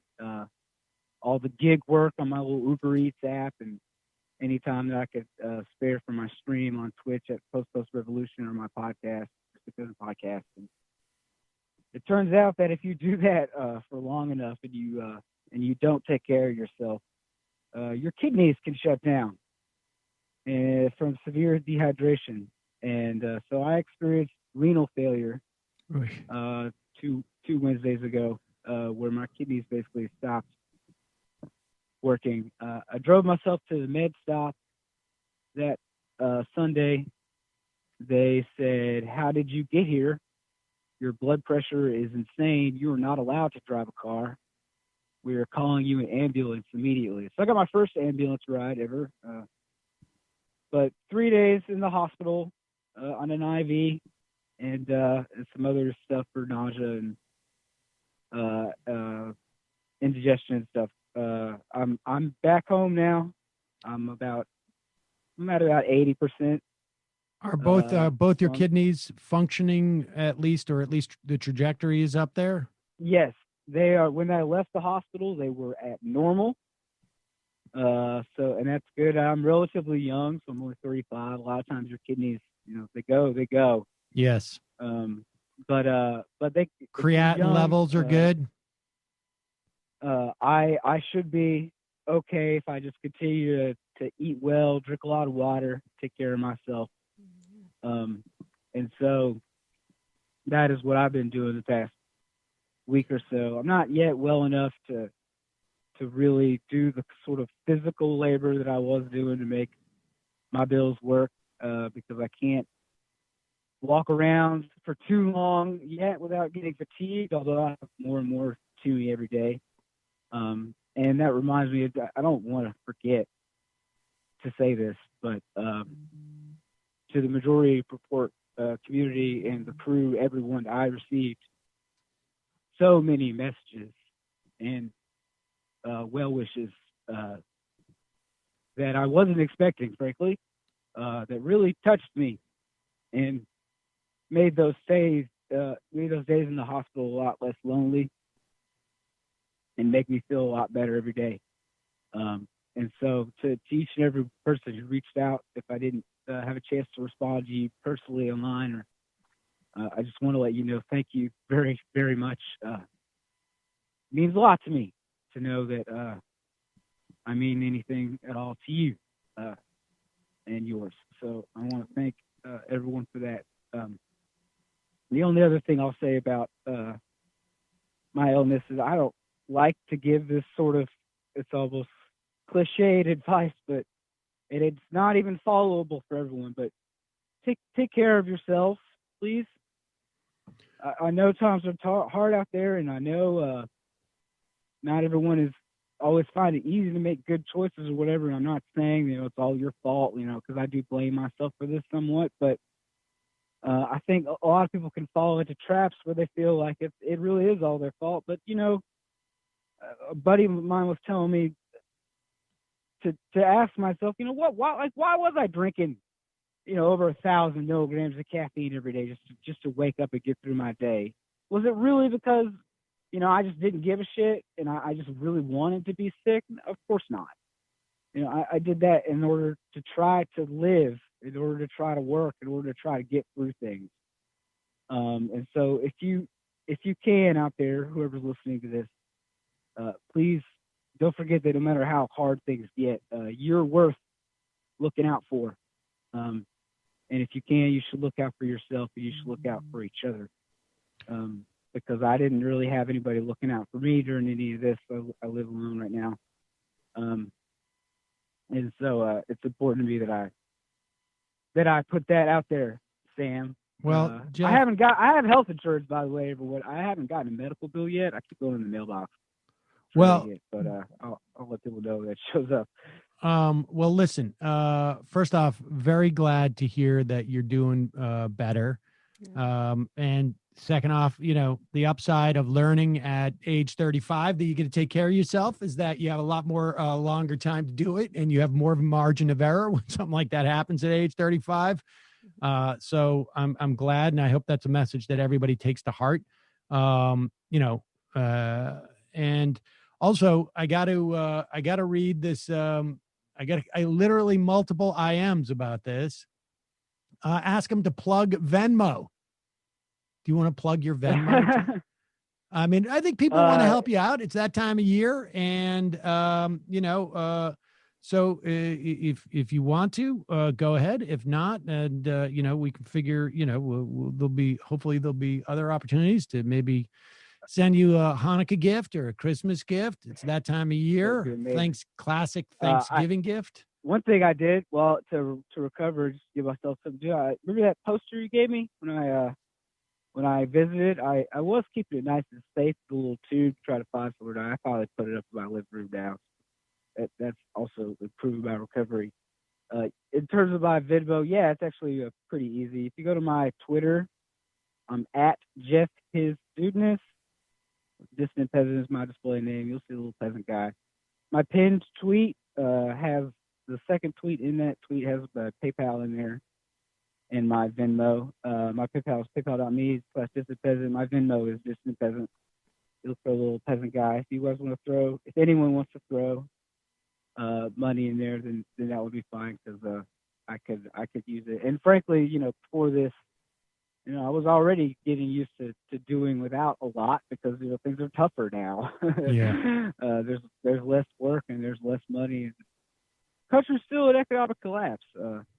So yeah, if people would like to contribute, I would appreciate that. I did want to make I wanted to follow up on Georgia just a little bit about what you were saying. Yeah.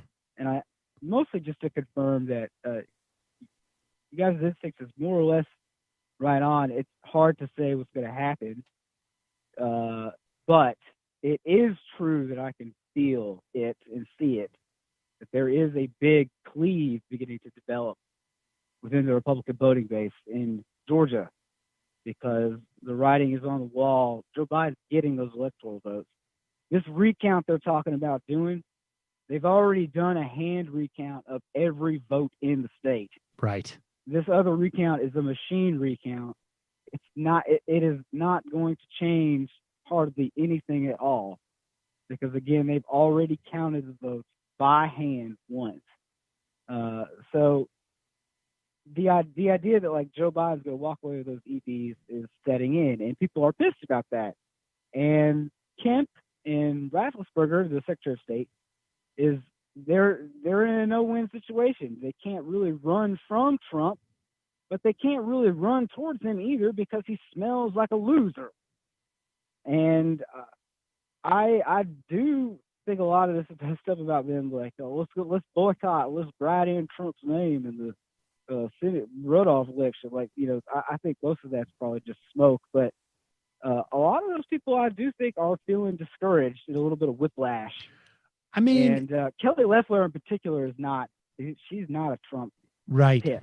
Right. Like her, she literally ran against the Trump pick. And so, Purdue is in there, and I think it's very easy to assume that this is going to have a bigger effect than it has, but it's going to have some effect. And it may not be one that changes the outcome in some way, but there has to be something. And let me put it this way. It's not going to be positive. So it could be just so minimal. But look, if you're in Georgia, or if you're on boards, and you were to write something like, I'm going to write in Donald Trump, because of what Kemp and I'm not going to help the Republican Party. I'm going to write in Donald Trump. That would be interesting as just an experiment to see if that works. I think that would own me. Operation Chaos. That would own me. I'd be so owned. They should. I hope they don't do that. The liberals, let me put it this way. The libs would be so owned if everybody wrote in Donald Trump. I mean, can you imagine this? What if Donald Trump became senator from Georgia? What if he became senator of both seats from Georgia? So he leaves the presidency, but then has 2 votes in the Senate because he's the senator from both seats in Georgia. I mean, I am the Senate. Wait, that's what Trump said. Are we sure Q wasn't just GA stuck together? And that was the plan all along. Whoa. Write in Q for one seat, write in Trump for the other. I think we're on it. Well, Jeff from Georgia, Donald Trump's campaign manager for his Senate elections in Georgia. That's right, baby. Thanks for the call. I'm so glad that you're healthy and appreciate your calling in and talking to us, and take care of yourself. Yeah, seriously. And, keep up the great work. Let me know if you want some liquid IV, because I'm not kidding. Good for that, bro. Sounds good. All right. Thanks so much, Jeff. Jeff from Georgia, everybody. Good to see that he is healthy. A little nervous about him doing his southern hauler, because I don't know, that strains there, but kidneys are no joke, folks. Oh. Kidneys are no joke. He basically described a Fiverr ad, what he just went through. Yeah, Can't you just see that? Just a picture of him still looking kind of sick, like Jeff drove Uber right up until his kidneys failed, and then he picked up a ride on the way to the hospital. He's a hustler. Fiverr. Yeah. Side hustle. That's his side hustle, is getting his kidney, monetizing his kidney. Let's talk about this, because this is, some people I think might enjoy this. Certainly, people aren't going to, well, I don't know if that's true actually, but it would, people aren't spending as much time on Thanksgiving, or at least presumably with their extended family. Presumably, you're spending it with the people that you've been basically exposed to on a daily basis. And for Thanksgiving, some people sometimes find, taking substances or drinking heavily at those times are the only way to get through these things. Some people. Yeah. Texas Governor Greg Abbott has an interesting perspective on what's happening with this Thanksgiving. And here he is with Steve Doocy on Fox and Friends. Governor, before you go, the governor of Oregon, a woman by the name of Kate Brown, says, hey, if you see anybody breaking any of our state suggestions and guidelines, call the cops. Is that the way they should handle that? Call the cops if you see somebody walking around with no mask? I got to tell you, I think they may have some Fourth Amendment-based challenges there, but also I have to point out the irony. If I understand correctly, Oregon just legalized heroin and maybe cocaine. Yes. And so it's okay to have heroin and cocaine, but not turkey for Thanksgiving. That is un-American. It just does not make sense. Now, this is an outrage. The idea that turkey would be outlawed is just absurd. Is that complete trampling on our civil liberties to eat a turkey? You can, of course, eat turkey in Oregon. You just, they don't want huge gatherings because there's this pandemic that's happening. Incidentally, it's happening in Texas. Apparently he's not aware of that. But I'll remind you that his lieutenant governor was just like, well, we're just going to have to throw the old people in as chum. And that will tire out the COVID. And then when all the old people have been eaten up by the coronavirus, we can or by people because they can't eat turkey, right? That's right. That's cannibalism obviously is being encouraged in Oregon, and I like how they're now pro snitching. They're pro snitching on they're against snitching. Sorry, I should say that, right? It's like anti-cop. Anti-cop, exactly. Now they don't think you should call the cops on people. Right, exactly. No, you should only do that if you see a group of 2 or more black people having fun. Yeah, cops. I thought cops make every situation better. So why? I mean, it's doing people a favor to call them the cops. Well, maybe we can get to some sort of compromise here in the middle between the red states and the blue states. We can, reallocate funds for the police to have, social program or social, people go in and get rid of the turkeys. Yeah, I mean, police should not be the people. There should be an entire crew paid by the federal government. There should be 100,000 at least workers right now whose job it is to contact, trace, and test, like they have in other countries. There should be a whole agency that should basically have been created over the past 4 or 5 months, 6 months, 7 months. That is basically tracking people who might have COVID and providing notice, as opposed to the cops. You could actually probably take part of the police budget and dedicate it towards a local contingency of people who are helping people not get coronavirus and die. That would be a good idea. But how much do you think that was set up? They clearly were they were in the pre-interview. They were like, listen, the governor's got a great thing to say about Oregon. Can you maybe ask a question about it?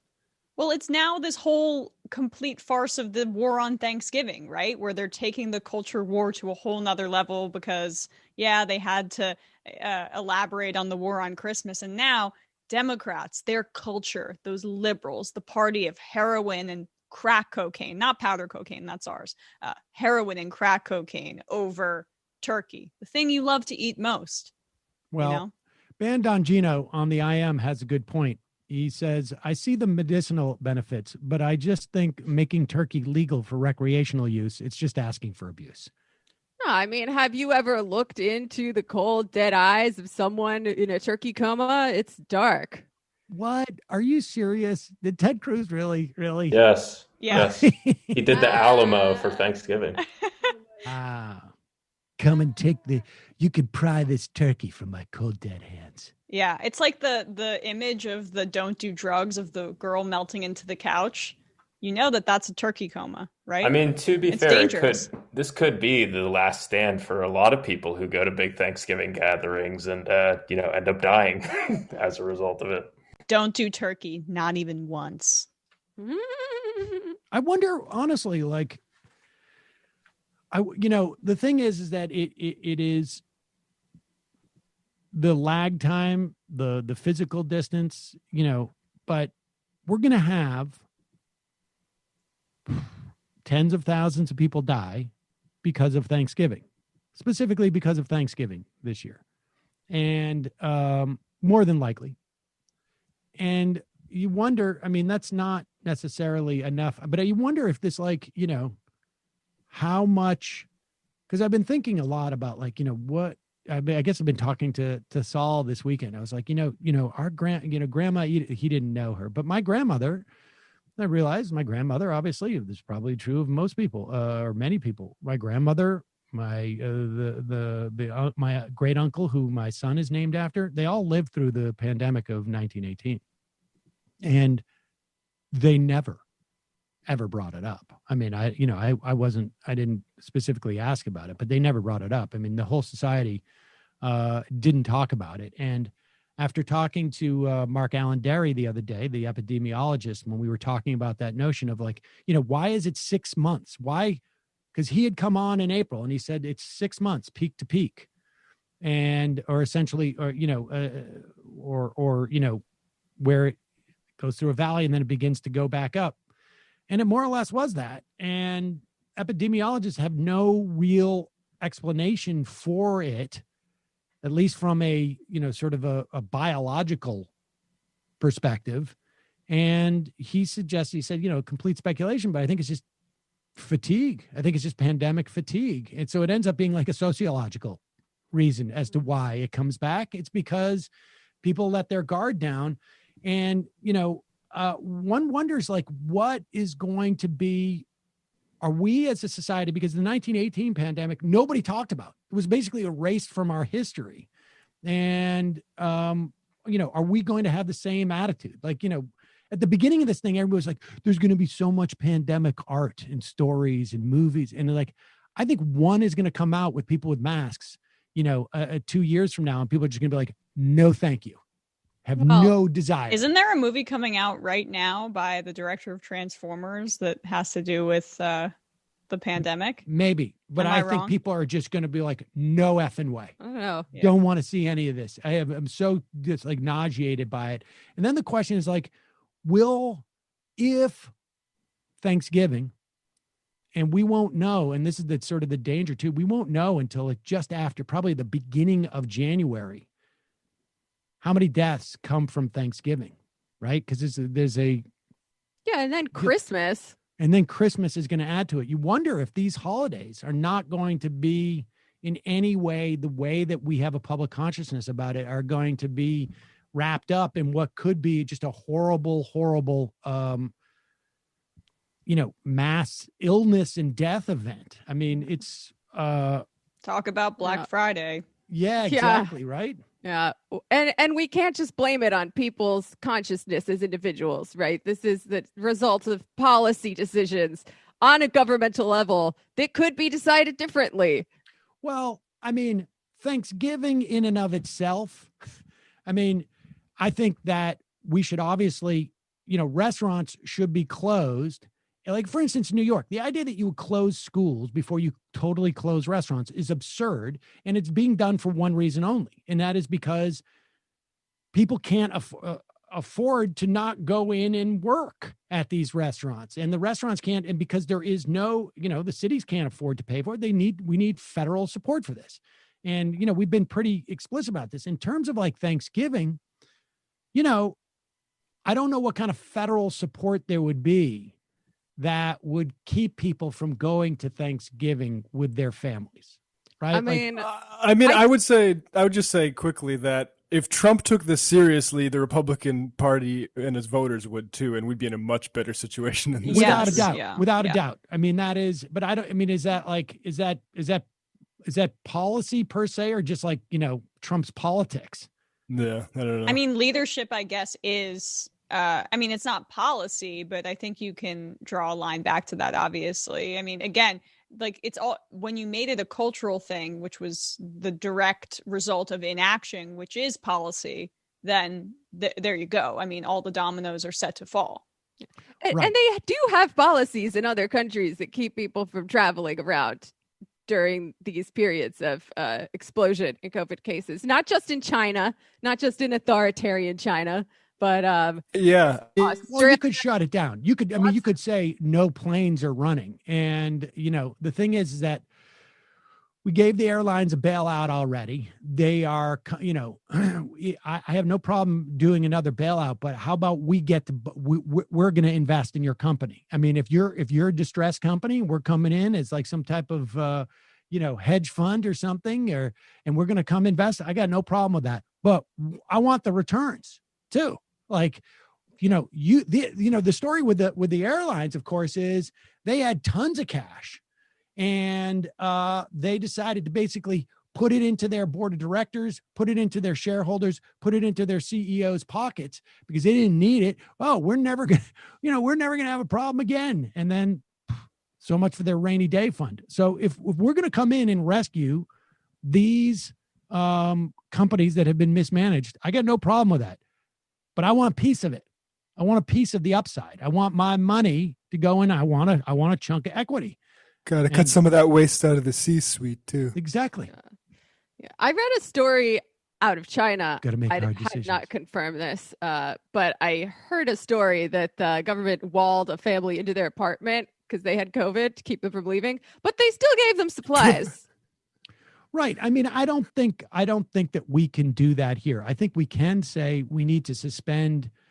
You could have you could have situations where it's like you fly into the airport and you're going to have to do a mandatory, some type of mandatory quarantine. I don't even know if we could do that in this country, but I do think that we could have a government that is making at least taking the idea of economic stress off the table by providing support. Now, if the Democrats had their, $3.5 trillion HEROES Act, would that help? Without a doubt.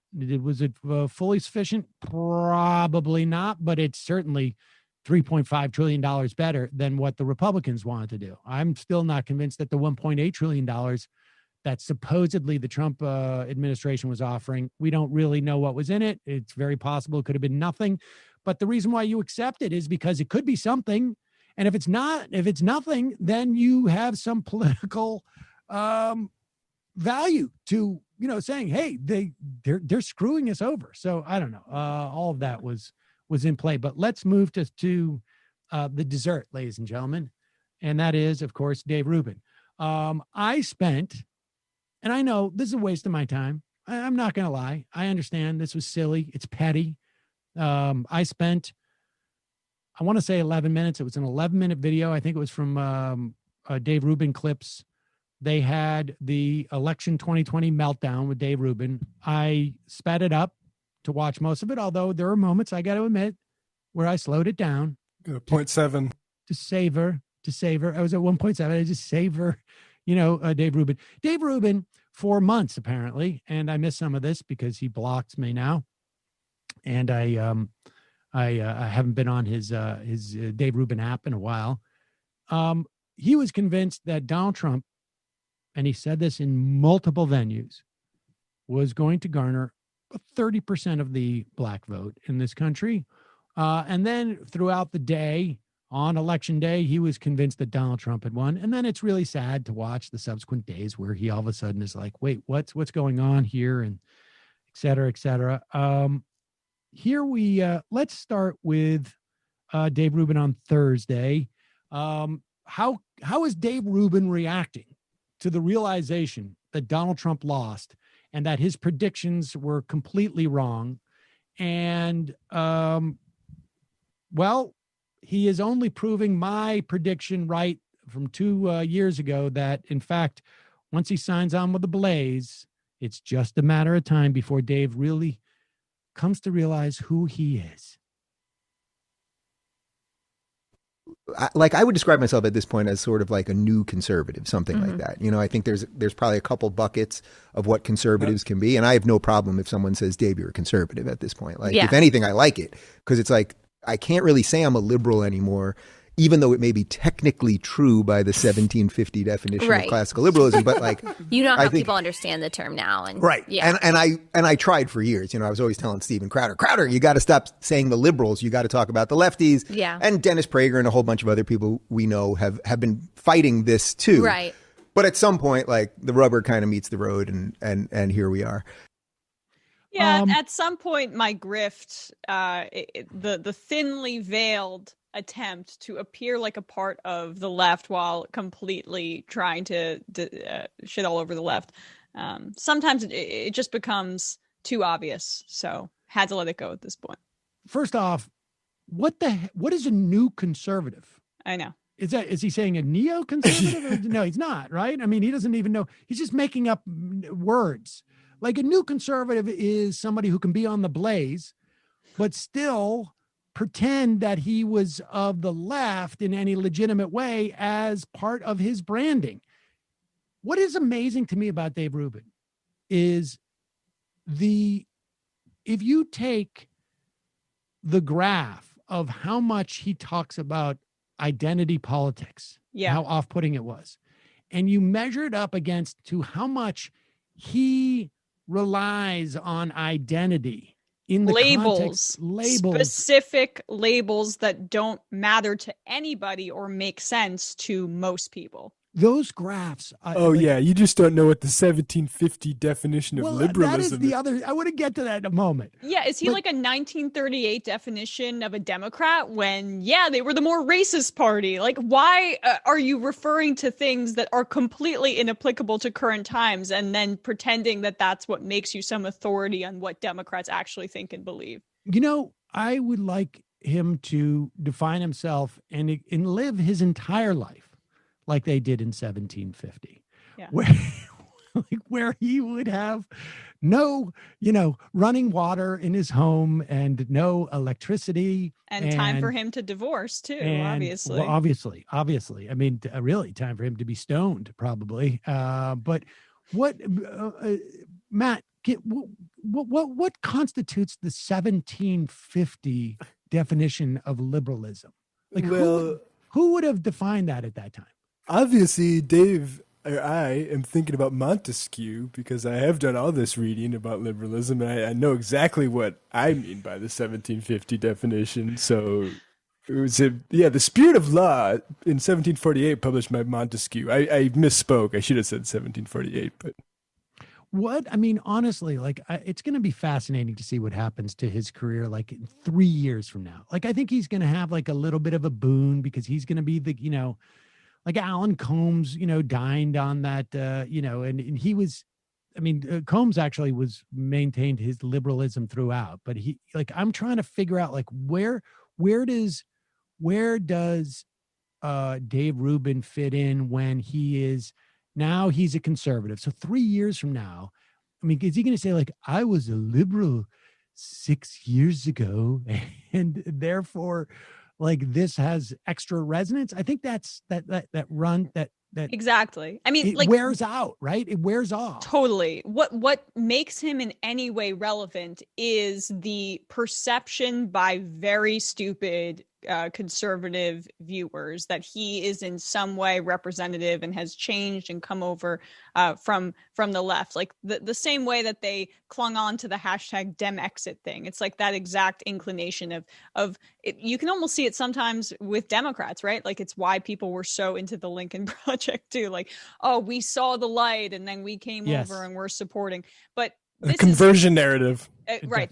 And it's like it validates everything people believe and that they're on the righteous side and they're on the good side. And this person can give us intel as a former member of the left, right, with Dave Rubin. But now that he's fully transitioned to conservative, and I think even if you're really dumb, you recognize that he wasn't actually representative of what the left thinks. Like, there is no way to go from here. He just has to be a standard conservative pundit, but he's not talented at that. That's the problem that he has, because he doesn't, Shapiro appeals to those like 17-year-olds and people who still have like a 17-year-old intellectual development, where it's like, I'm going to state something as if it's a logical formula, and therefore it can be applied. And that is the that and 2 + 2 = 4, and that is it. Rubin doesn't have the faculties to even do that. He just sort of like,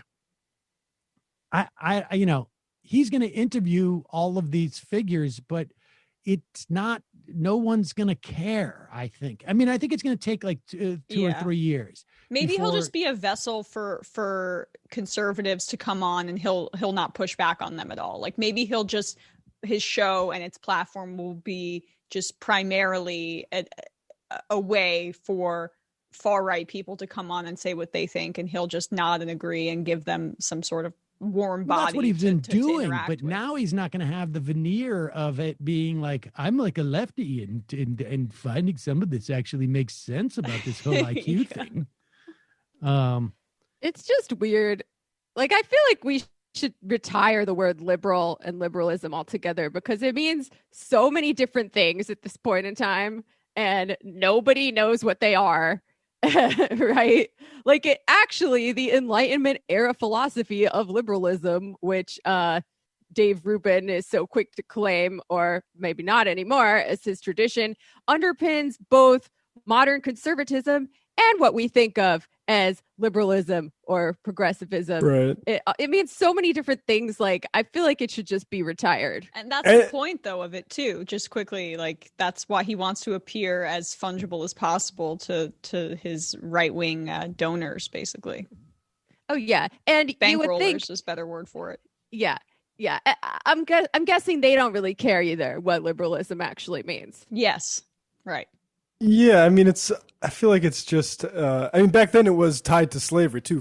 Their conception of freedom was tied to, I can order all these either indentured servants or slaves around and basically read Milton all day. Yeah. Here is, just a perfect example of we're now in that clip we just played where Dave Rubin comes out and says, like, I'm happy to be called conservative.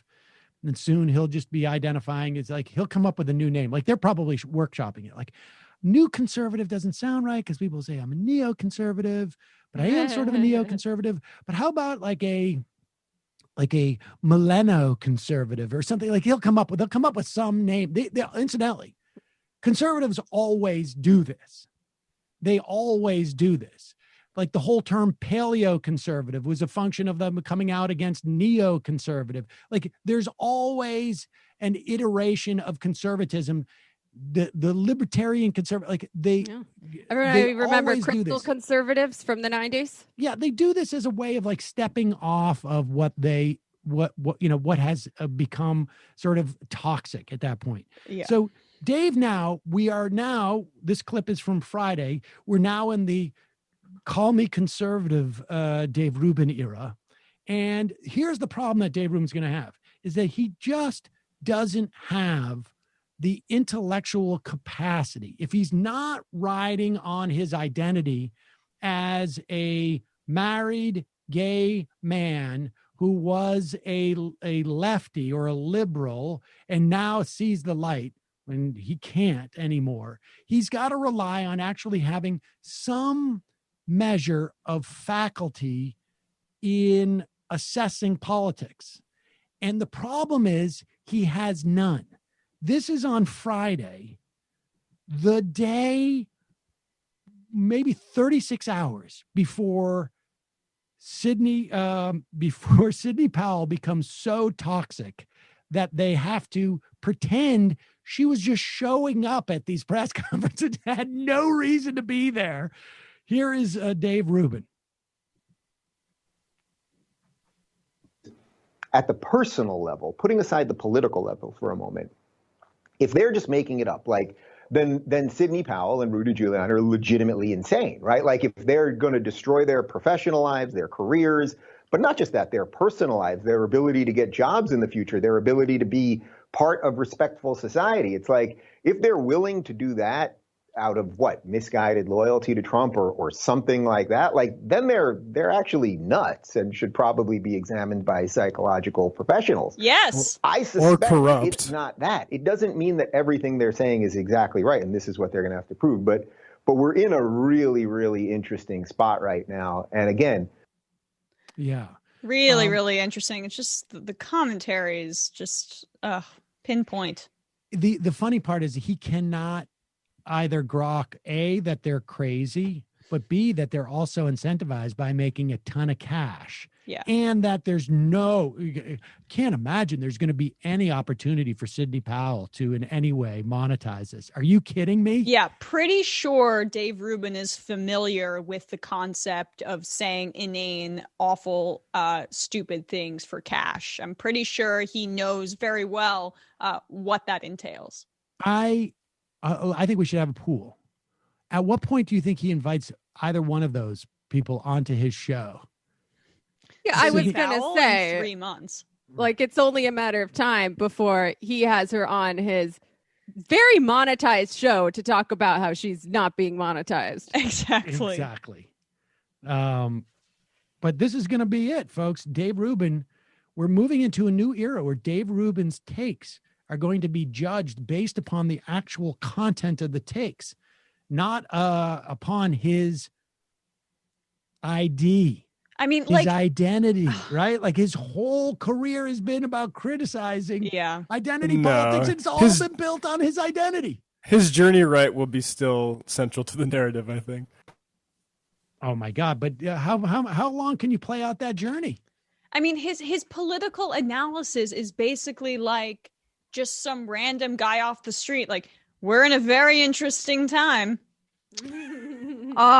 Really? Just don't say. Poignant stuff, man. I think it's interesting how he's like, and at some point she's going to need to prove that. And I would just say, if any video editors want to compile chronologies of people like Rubin or Crowder and the claims they make about this election and how they try to hedge it and how the hedges, because I think it seems like they're trying to hedge a little bit more, especially with Powell. I don't know. I'd like to see how their narrative evolves over the course of it. Well, because Powell is like even more openly unhinged than potentially Rudy Giuliani, which is really she had a thing where she was like, the votes went from Georgia, they went into a server in Germany, and our forces, she said, have raided that area and have taken over those servers. Yeah, but why would you say that unless there's something there? Maybe. I don't know. We'll have to see. It's an interesting time. That Joe Biden, of course, could be completely lying about how Bernie Sanders is actually pulling the levers on him, but it's impossible to imagine that Sidney Powell would be that crazy. I mean, there's got to be something to it. 2020, what a year, says Dave Rubin. Then he gets $1 million. This is your brain on ideas, folks. There you go. It's about ideas. Calling from an 813 area code. Who's this? Where are you calling from? 813. 813. Did I get? Am I saying it? Hello. Who's this? Where are you calling from? Hello. Hello. Who's this? Where are you calling from? Rob from Florida. Rob from Florida. What's on your mind, Rob? I guess the pandemic, I guess. Well, I guess I meant, let me get more specific. What do you want to talk about on this program? I guess, so I'm a medical researcher, cancer, so I'm not really, I don't know much about epidemics, I guess, but it's kind of interesting, like, everyone learning about stuff like PCR and antigens and antibodies.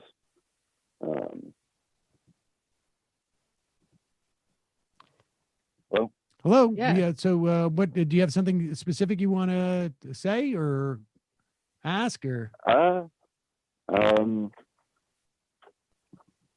Or teach us? Yeah, I guess.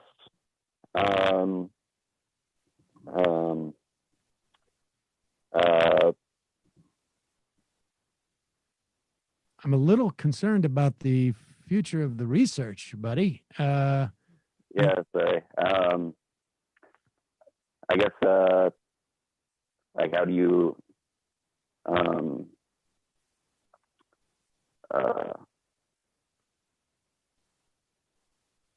Well, I'll tell you what, Rob. Why don't you call back at a different time where you are maybe, sometimes practice. Sometimes you got to practice these things before you come on. And, it's maybe you're a little nervous. I understand. It happens. Being nervous is okay, but just practice. This is a phone call. I'm sitting in a closet, for gosh sakes. Calling for a 330 area code. Who's this? Where are you calling from? Hey, Sam. Yes? Hey, this is Alec from Ohio. Alec from Ohio. What's on your mind, Alec? So I wanted to bring up this idea that I think a lot of people on the right and some people on the left have about the proposed student debt cancellation kind of not benefiting the working class. Right. So I'm a graduate student, and I've been studying student debt for about three years now. And if you look at the data, while it is true that those with student debt tend to have higher incomes than those without student debt, and this is largely because those who have student debt versus those who do not have student debt are more likely to have gone to college, obviously. If you just look at the people that have actually been to college, those with the most debt tend to come from lower income and wealth backgrounds.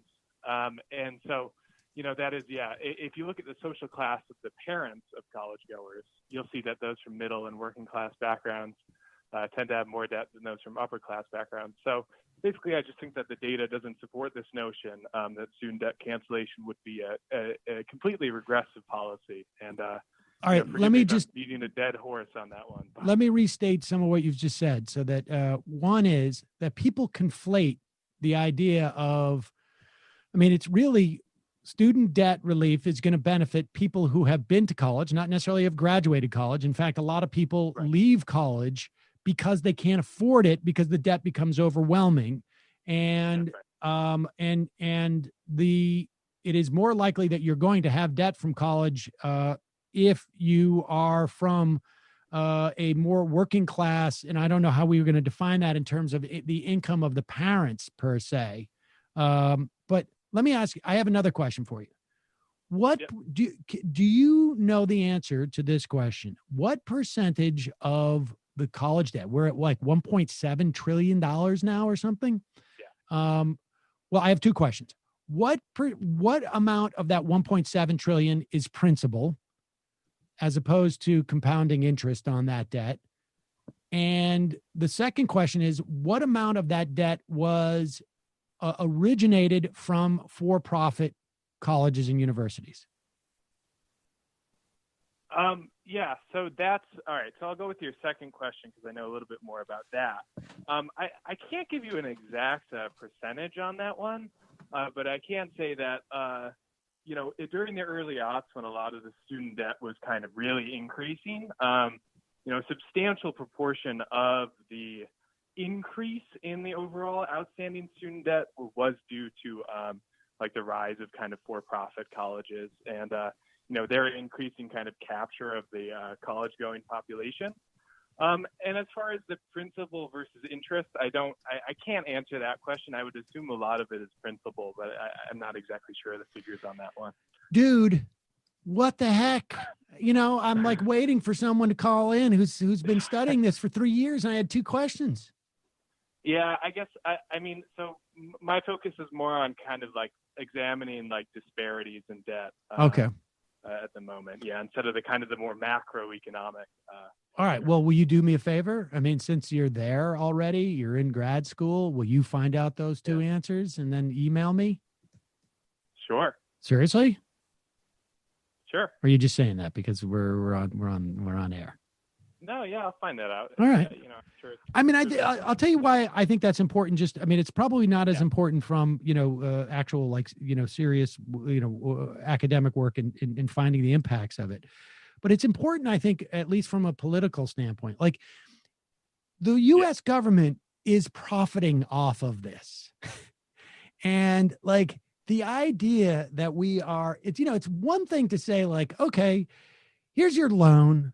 I think I personally feel, and I think probably everybody, not everybody, but the vast majority of people listening think that we should have at least one free option in state available to everyone to go to college, so that you have an option, if you want it, to go to college for free, not a loan, not a grant. You just go. And then, but the idea, the people should also be clear about this. Like when we talk about these government loans, we're making money off of this. Like the idea that we would use people going to college as a profit source is absurd. It's beyond absurd. Like, it's one thing to say, like, we're going to give you a 0% loan. We're going to give you the money now. And over the course of the years, we'll take a little bit of hit, maybe because there's some, inflationary pressures over the course of 30 years. But we're going to give you a no money down. We see people do it for, a dishwasher for 18 months. Well, we're going to do it for you to get college. And we're going to do it for, 30 years or whatever it is. And because so many people, I think, have loans now where the principal is dwarfed by the interest. Like, I'm not convinced. I don't think when we look at that $1.7 trillion, I don't think, 800 billion of it is principal and 900 billion is interest. But I would not be surprised to find out if a third of that is just accrued interest and penalties, let's say. Yeah. And dishwasher debt can be discharged in bankruptcy, but student loan debt cannot. And guess who championed those bills to Biden. Make it harder? Mm-hmm. You can discharge debt that you got buying a flat screen TV, but getting a college education, no, because it's the federal government. And you're right, they're making money off of it. And this is okay. One more reason why I was very skeptical that Joe Biden was going to cancel $50,000 of people's student debt with a stroke of a pen. I don't like being right about this stuff, but since then, we've seen his plan that actually came out, and it is so bad. It's so bad. Like I was reading about it in the Discourse blog, actually. Well, his plan has been out there for a while, which is like means tested, and it's like 10 grand. It's means tested, and it's 10 grand. And the interesting thing about it is, because as we know, the president can discharge federal student debt with the stroke of a pen. So you would think that that's what they would focus on, right? No. The federal government is going to pay down people's debts to private lenders, which only represents 8% of people's student loan debt in this country. And it seems like a way to bail out the private lenders, right, while holding debt as sacrosanct, right? Because if you forgive the debt, that's a moral hazard. But if the government's paying your loans, someone's got to pay for it still. I would be surprised. I would be genuinely surprised if that's all that he does. I don't know that he's going to go as far as like Schumer and Warren and do 50,000, per person type of situation. But I would be surprised if he stops at that plan that he's talking about, if only because there's going to be a desperate need for stimulus in the economy. And I think they're going to use every mechanism possible. That's the easiest one, but I don't know. It's got to be at least 25, Joe. Come on. Yeah, I'm very skeptical that that's going to happen, because if there's one thing Joe Biden is ideological about, it is the sacrosanctness of debt. He loves credit card companies. They love him. And I don't think that 2005, A, wasn't that long ago. B, I think, when people show you who they are and what they're going to do, you should believe them. I guess we will see. But I appreciate the call. Send me an email about that stuff. majorityreporters@gmail.com. And if you do, include your address, and we'll send you some carpenter pencils. Great. So I just wanted to say, thanks for all that you all do. My partner and I are nightly listeners, I guess. We always listen to the podcast at night. Oh, I appreciate it. Thanks for a call. All right, bye. Thanks for helping. Moon in the Lake. If you're going big like student loan cancellation, then why keep it as small like 10,000? I mean, I think that's. Again, we'll see. Joe Biden was was basically the senator from the credit card industry, and was very, very concerned about discharging debt and bankruptcy. In fact, it was why Elizabeth Warren got into politics.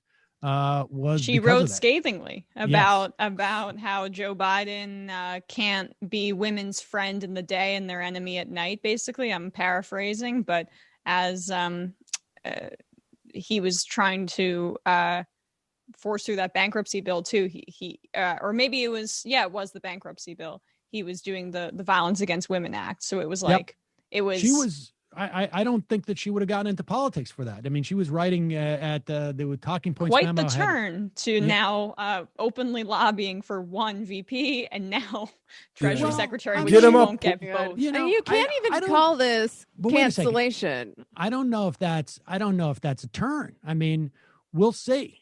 We'll see how much, with Schumer and Warren pushing for that. We'll see what happens in Georgia, but I think to a certain extent, they're going to have some leverage. I will be shocked if it is $10,000 and it is only for private debt. I would be shocked, but we'll see. Put a pin in that. You can't even call it cancellation, right? Because cancellation means the debt doesn't get paid back. And under this rubric, under this plan, it still does. Right. Under what do you mean? The federal government is going to pay these private lenders to get rid of people's debts rather than, the debt's forgiven. Because once you cross that line, people might realize these things are up for negotiation. Well, wouldn't it be lovely if the federal government just said, we're going to stop profiting off of your desire for an education? I mean, we don't even need to, we can get into the private lending aspect secondarily, but if Biden just wanted to boon, or his numbers and also help out the economy, just work on the federal government's role in it. I think it was either Bernie or Warren or maybe both. I cannot remember who, but basically proposed that 5 or 6 years ago. I think even prior to Trump had proposed, I can't remember when it was, had proposed basically eliminating the interest payment. I mean, just eliminate interest. We don't give loans with interest. We don't profit off of that. I mean, again, not where it should go, but we should go further than that. But that seems to me to be like a fairly reasonable proposition that is, not controversial. Like, why would the U.S. government make money off of educating its citizens rather than never mind, they should be expending money off it. Like, why would they make money off it? I mean, phrase it like why is there a tax on education? Why is there a tax on education? All right. We got one more phone call, and then we're going to go to IMs. You're calling from an 832 area code. Who's this? Where are you calling from?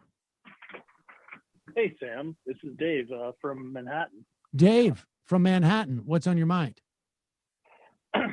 Actually, just wanted to say I listen to your program regularly. You guys are really awesome. Appreciate what you do. Thank you, Dave. What I actually wanted to talk about was some anecdotal evidence about the Latino vote, particularly in South Texas. Okay. Do you have any thoughts about that? Do I have any thoughts about it? Yeah.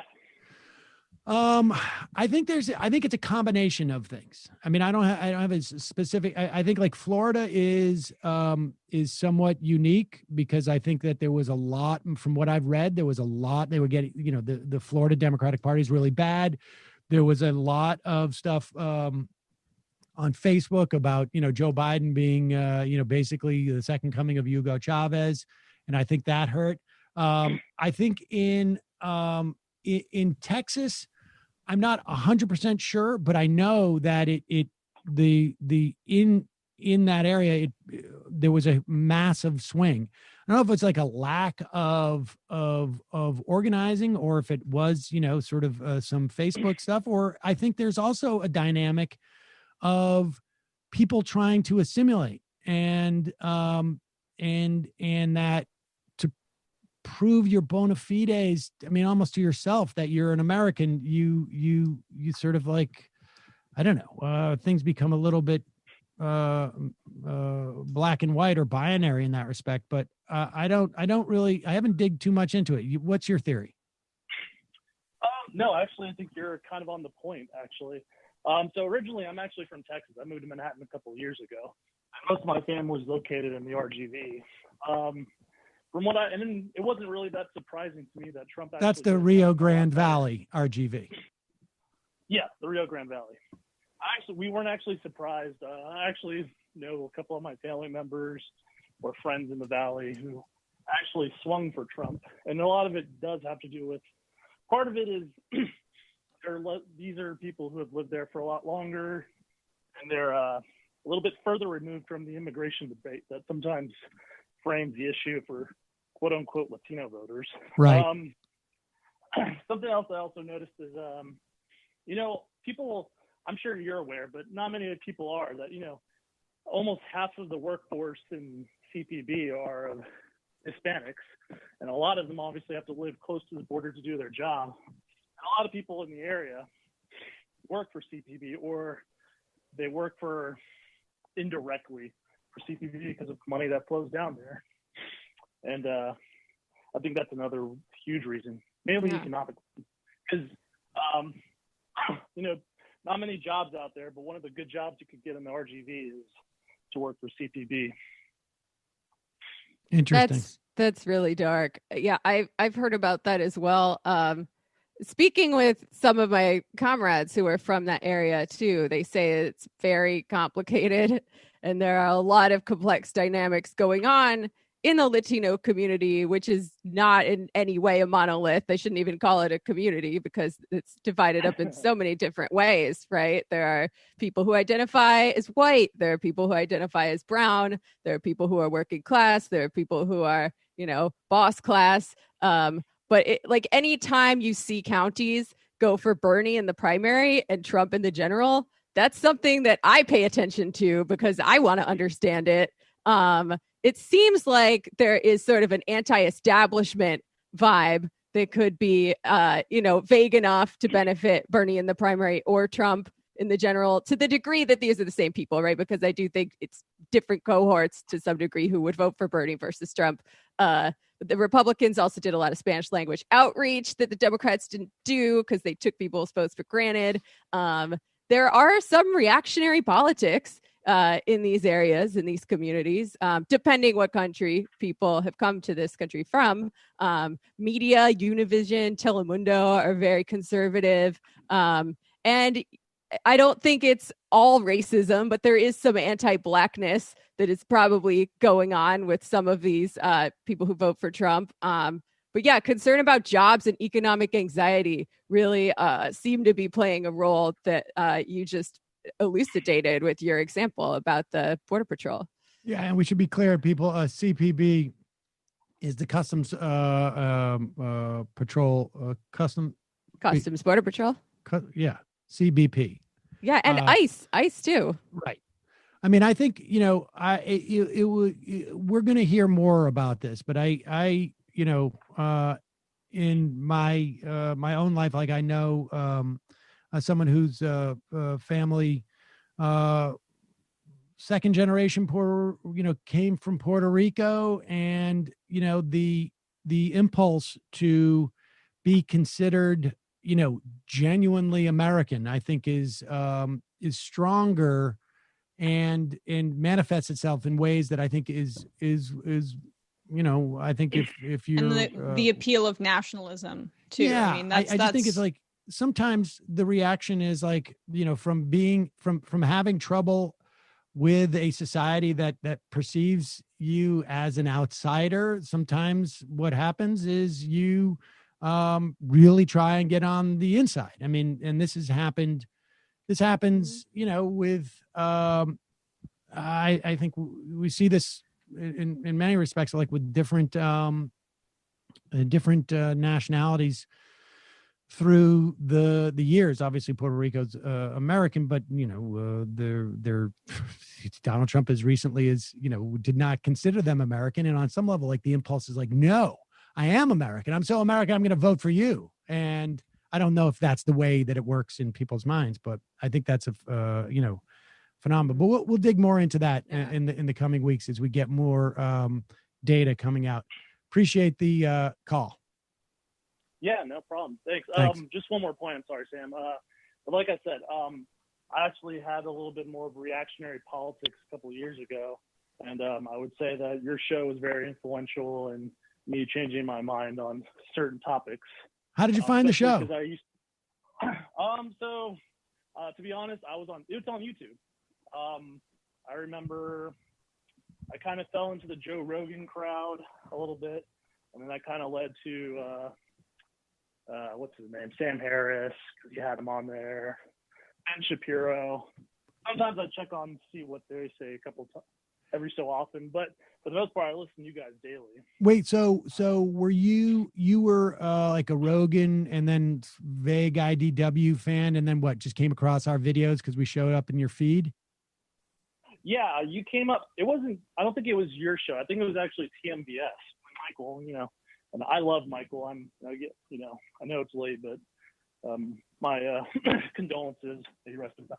Thank you. Yeah, it was one of his videos. I think he was criticizing the IDW, or maybe he was making some reference to Ben Shapiro. I don't really recall, but it kind of just led to more videos because I kind of liked how he explained things. And then I realized he was on your show quite often, and then now I'm a subscriber to you guys. Great. Well, thank you. I appreciate it. All right. Thanks for the call, man. Appreciate it. Right. All right. That is the phone call portion of our program, and I'm going to read some IMs, and then we will get to the end portion of our program. Teacher Lauren, oh, wait a second. Comrade in PA, Delta United American, they all need to pull themselves up by their bootstraps. No more handouts. Yes, indeed. Teacher Lauren, do you think Trump will have a rally at the hotel in D.C. to coincide with Biden's inauguration? I imagine, but I mean, it's not inconceivable. Science people don't care about your fees. Pfizer did say they would cover the cost of their vaccine in the U.S. at least. Of course, other countries will be buying it too. Moderna, which most people I know pronounce Moderna, they've said they'll charge $25 per shot, so $50 per person. That's 2 shots. Will be interesting what AstraZeneca will charge. They'll likely minimize their costs by keeping the less stable vaccines in city centers to limit refrigeration transport costs, if I had to guess. Thankfully, they're all similar efficacy, it seems, since we're all going to get whatever's available in any area. Indeed. Tyler from Detroit. Little late on this, finished the last few shows as podcasts, but are they cat boots, the tan? I think they were Timberlands. I'm pretty sure they were Timberlands, but not the kind with the brown cushy part. And we called them Timbies. I know you'd be saying like nobody called them in Worcester. We called them Timbies. Well, I'm sure the style changed from year to year, and they added the brown part. But I think that's really what threw you off. Yes, that's what threw me off. And we did call them Timbies. There's no doubt in my mind. And I know people like nobody called them Timbies. Yeah, we called them Timbies. Sam, the jungle cat. Thoughts on Blinken's mixed record in the Middle East? I mean, I need to dig into it more. Like, he seems like the most standard Democratic pick for Secretary of State. I mean, the thing that concerned me was the New York Times' description of him as more of a centrist interventionist, when I've also seen mixed reactions from people on the left online who were happy about it. There was seems to be the fact a belief in his ethics, in the sense that he didn't really cash in until after the Obama era, where he did this West exec thing. But before that, he seems to be a little bit of a Boy Scout in terms of the standards of corruption in that arena. So it seems like more positive than negative, but it's definitely not my sense is he is there is a quality to him that is like Joe Biden-ish in that realm, right? And that he, my sense is based upon people who have, publicly endorsed the pick, that at the very least, they think there's an opportunity for a progressive or some progressive voices to sit at the table. That doesn't necessarily mean that they'll be listened to, but the odds that you're going to hear a progressive perspective are much higher if they're sitting at the table than not.